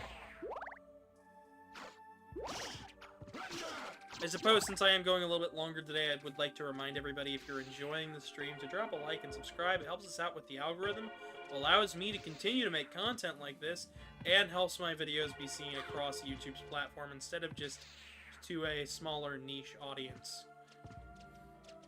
Makes it so I can keep doing what I'm doing, which is always, it's always a good thing. Or, well, should always be a good thing. There might come a day where I want to stop, who knows. For now, I want to keep doing this till the end of time, so. Living in the moment.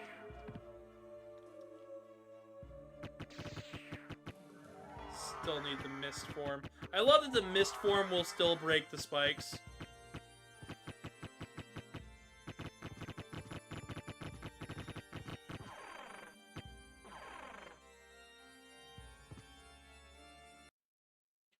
Alucard, have you seen Richter? There is a Belmont here.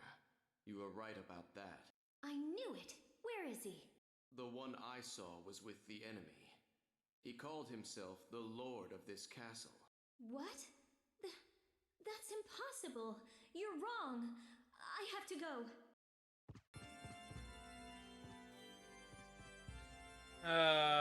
Yes. Now then. I want the silver ring and then the gold ring equipped.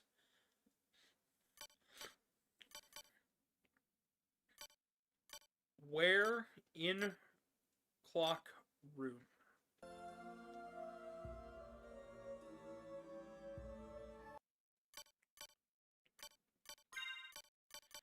If I switch over to the ferry. Another wonderful day. She'll say all sorts of stuff.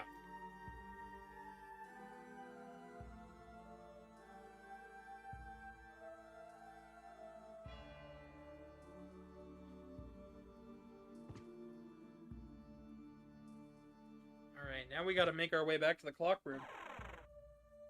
Why is the sword so detailed compared to Alucard? It's a 3D model in this version of the game. I don't know if it was always a 3D model, but in this version of the game, it's a 3D model with some more textures. I wouldn't worry about it too much. They did add a lot of effects to this game, so just for the PSP and this port, so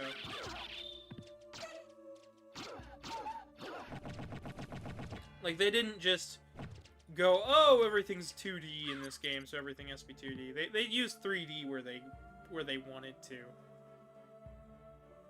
Which I think gives this game a little bit more character than not.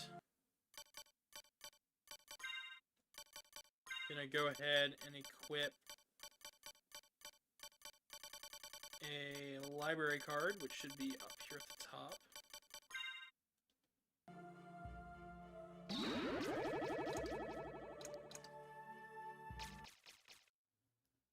What, Castlevania has a navy? It has a ferry. Not a navy, but yeah. I suppose it's kind of like a navigator. Helps me to know what I'm doing. Young Master Alucard. How about this? Wolf's Charge. That's another magic spell. I'll be sure to do all the magic spells. Well, since I have more people in here, I'm going to ask again because this is a question that's bugging me. For this game, I can grind. I can also get maps tiles that I've missed. Would you guys prefer to see the map tiles collecting be done on stream or off of stream? Because I do want to make this a 200% file. So it is up to you guys if you want. Oh, Navi's not that annoying. If you play the whole game in one sitting for Ocarina of Time, she's not that annoying. But the fairy familiar here is actually really, really cool. She'll bust you out of stone, she'll use healing items for you if you get too low on health. It's a lovely, lovely thing to have around. But the sword familiar is great because once you max it out, you can actually wield him as an actual sword. And it's one of the more powerful weapons in the game. So, it can be worth just leaving him equipped.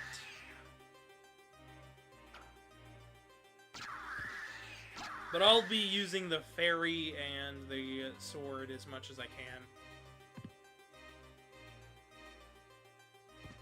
Because they just generally help me out the most.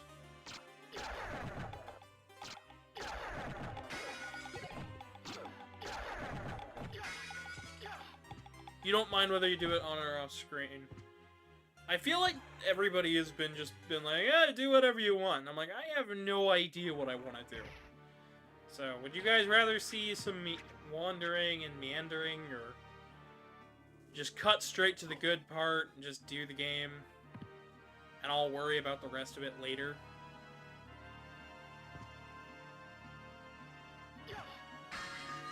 Because at this rate, by next week, I will be basically done with Symphony. At the current pace I am moving.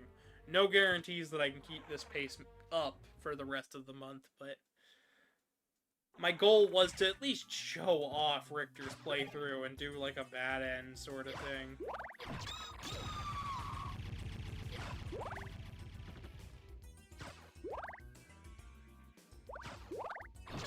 Because the original plan was do a Richter run of Symphony. And I was like, yeah, well, I don't have Richter unlocked, so I guess I'll have to do something else. Then I was like, wait a minute, I could beat Symphony fast enough, just give me time. And it was like, it only took me 12 hours the first time. If I do a couple longer streams, it'll be okay.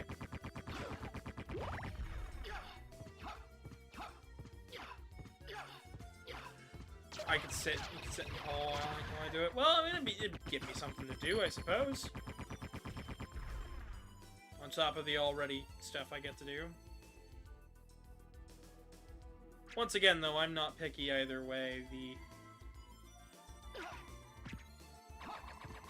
I just want to know what everybody else wants, because it's like, well, I can do it however. I'm not going to be broken up no matter what people want. But I want to be able to give them what they want instead of not.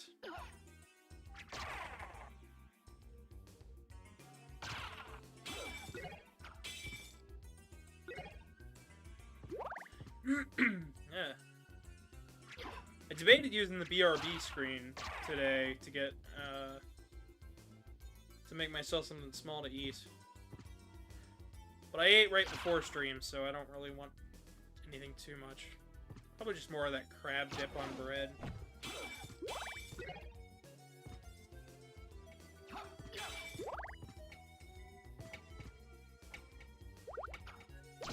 Alright, I've got both rings equipped.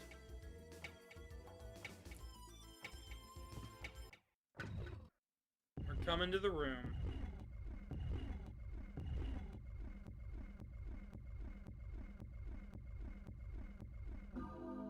Remix. Right now I want coffee. I have a fresh pot of coffee in the kitchen. Speaking of, though, I have me some tea, but it was across the room. I don't always drink tea, but when I do... Oh yeah, she'll sit on your shoulder, too.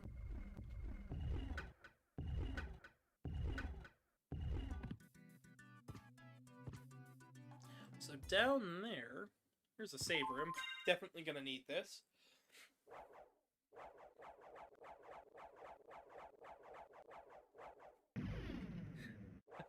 Clock room just played Daft Punk. Oh yeah, we're harder, better, faster, and stronger in this. Max heart up, max life up. And down here is the boss fight. Or a boss fight.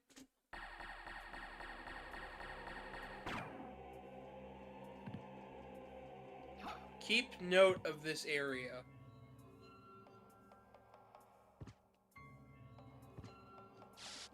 You'll find out why a little later.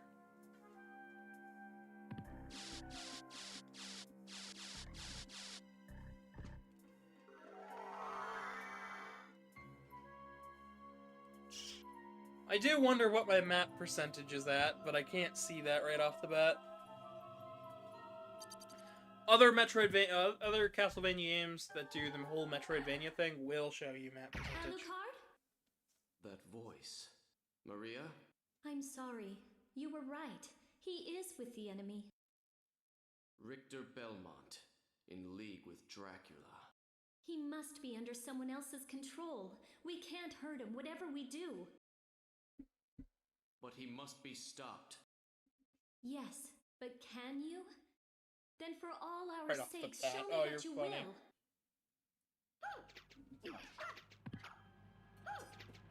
will. Alright. Here's a boss fight that they dumbed down in this version of the game. Saturn version, it's incredibly difficult. And in the PlayStation version, it's also a little bit of a pain. Still a bit annoying. But not as much as it could have been.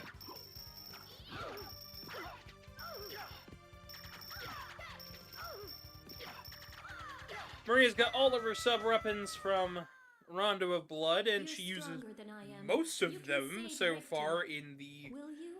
Castlevania Nocturne. I So can't wait for promise Season that, 2 to see more of them. But I will stop him. If it must be that way. Here, I found these. Take them. And these are? If you wear them, you can see beyond illusions. Thank you. I go to find Richter. Stay and pray for him. What was that line, Alucard? I think it was supposed to be, I'll go and find Richter. Somebody didn't proofread. Which is surprising, because this is the retranslation, but that might have been one of those ones where it's like, it looked fine until the line read, and they just told them, read it how it is on the paper. I don't know about you, that seems like kind of a bad idea, Chief.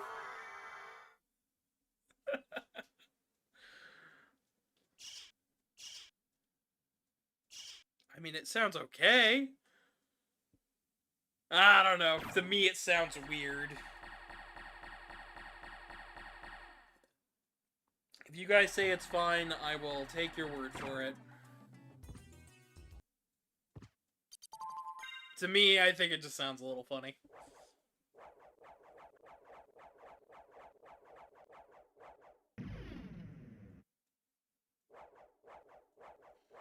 I suppose. You're the writer, I'm not. Why do I know so many writers? So I need to find a way to get up there. I don't remember how to do that.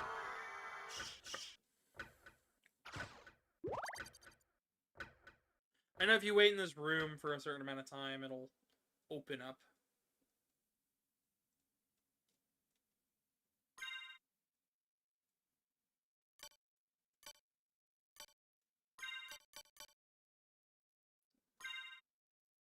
Magical curses.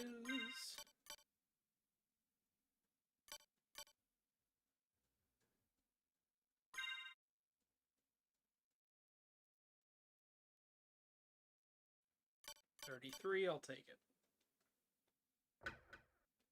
Oh, I didn't check to see if we had any better cloaks. Nope.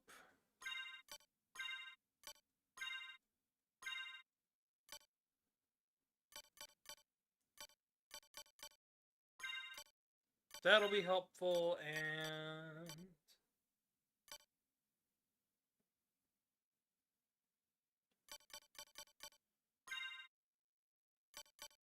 the ring is just all around better.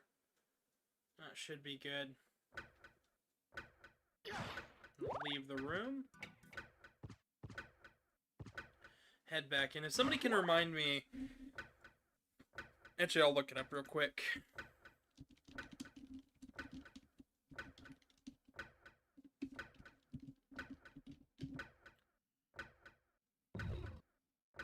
Oh, well, there's the left side, but we've already been up by the left side. If you notice here, we took care of most of what was over there. I think there might be a hidden room or something, but...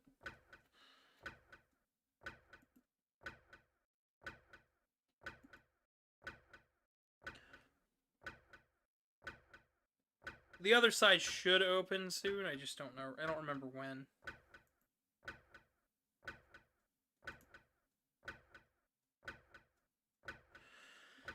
So how's the chat?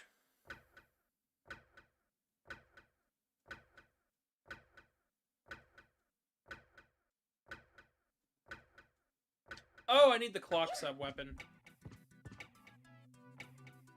Should be one over here. That's my bad. Sorry for wasting everybody's precious time today.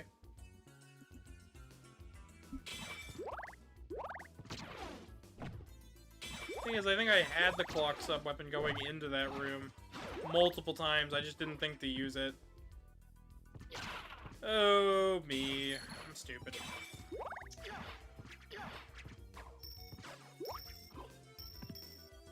Alright. What's that?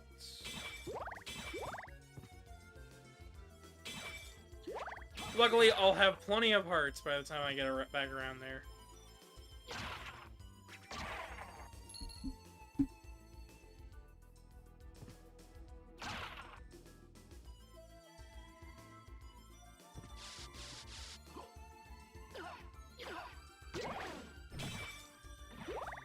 Oh, right, I don't have a shield equipped.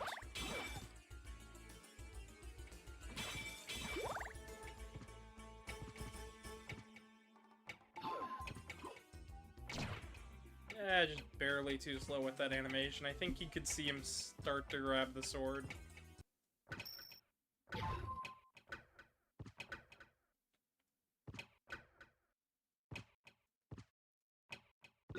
There's the Alucard shield.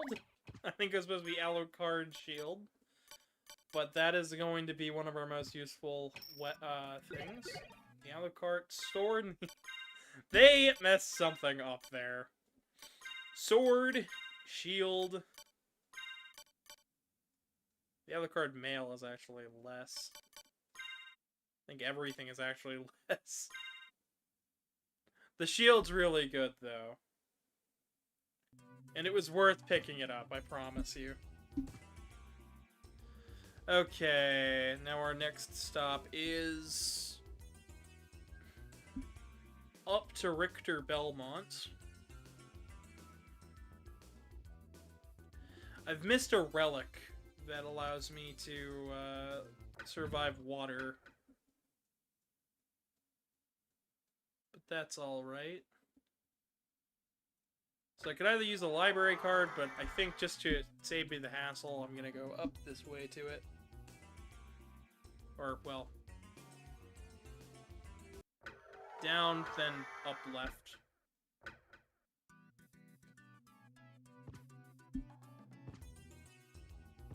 Don't you just love games with a bunch of mazes? I do.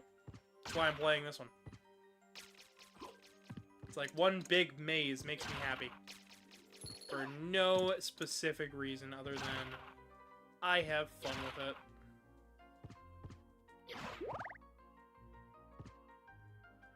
Speaking of, Fairy's getting there, but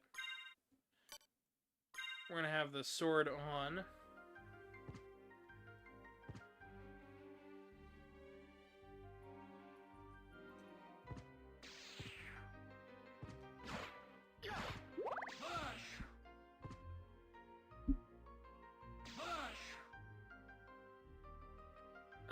Karmic is asking how the Castlevania is going, because apparently he's listening to it. It's going quite alright. Better than it was about 2 hours ago. We're about to go stop Richter Belmont. Not kill, but stop.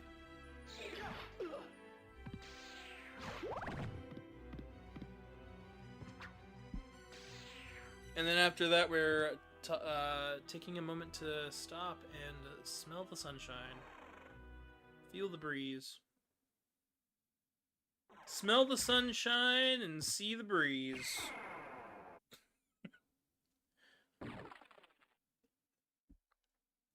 Alright. That was the wrong direction. Sadly, you don't get to pick which one of these it sends you to. You won't until... They don't do that until the DS games. I think Portrait of Ruin was one of the first ones to do it. I'm not even sure if that's the first one, because... you know.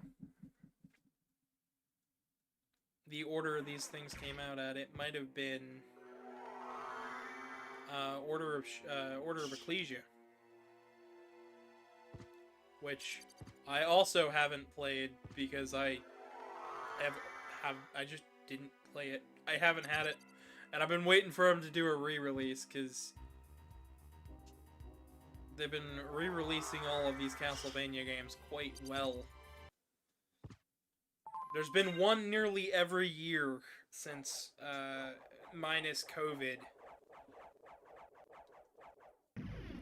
This, then the Classics Collection, then the Advanced Collection. Just makes me think that we'll probably end up getting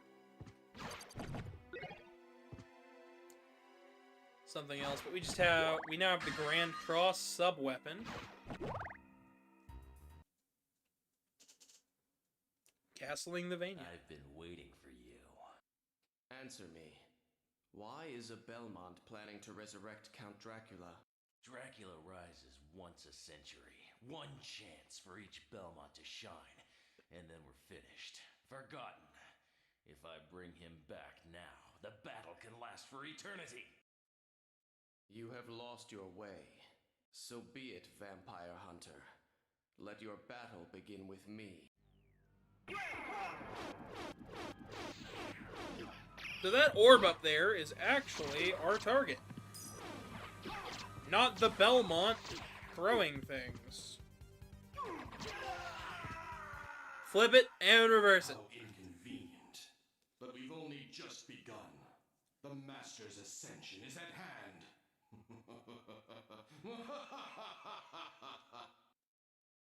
Richter's not a dumbass. He got cursed on his way to fight Dracula. So the minute Dracula was defeated, as soon as he had enough power, Richter got brainwashed into going back to the castle, reliving his one fear that he is pointless without Dracula. That priest there is the dark priest named Shaft, the guy who's trying to bring back Dracula. He brought back Dracula last time, and is trying to do it again, but this time he's dead. Shaft was shown off to be Maria's father in the anime Nocturne, but maybe I'm saying too much now. No! What have I done? You saved him, Alucard. Thank you so much. Alucard? The Alucard? You can't be. That was over 300 years ago. Never mind that. Is the man who controlled you in that castle? Yes, I think so. Maria, take Richter and leave here. I'll finish this. All right. Good luck. All right.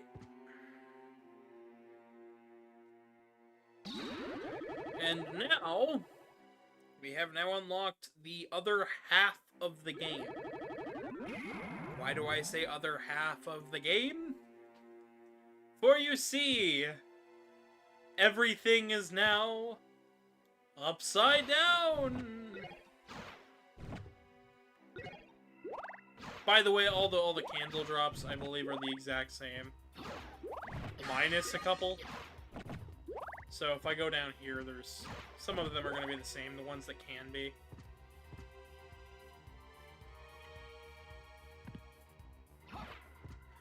But now our goal is to put Dracula back together so we can kill him off the face of the earth and put Shaft to rest finally. Thanks, game. I really didn't want to try to monetize this. It's actually a type of sword. It is, it's a real thing.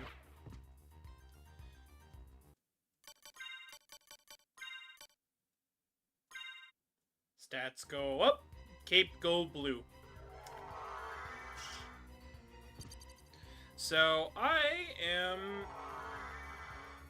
going to go back to the regular castle.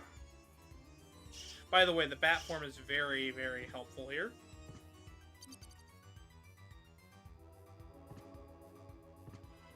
He'll get demolished by the Dark Priest's name alone. Yeah, well, I mean, he's already dead, so, like, how much can a ghost really do? I say that, we're fighting Dracula, so I guess I guess it doesn't matter if it's dead or not.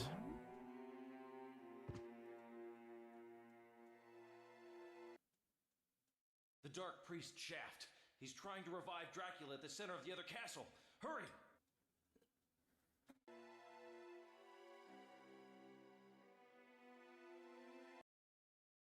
Please take care, Alucard. May the Lord protect you. Anyways, I just wanted to show off that you could talk to him. Like, I don't know a single other playthrough that comes back through this way to save and talks to them. So, because I believe if you go through enough load zones, they actually disappear. Like, they left the castle.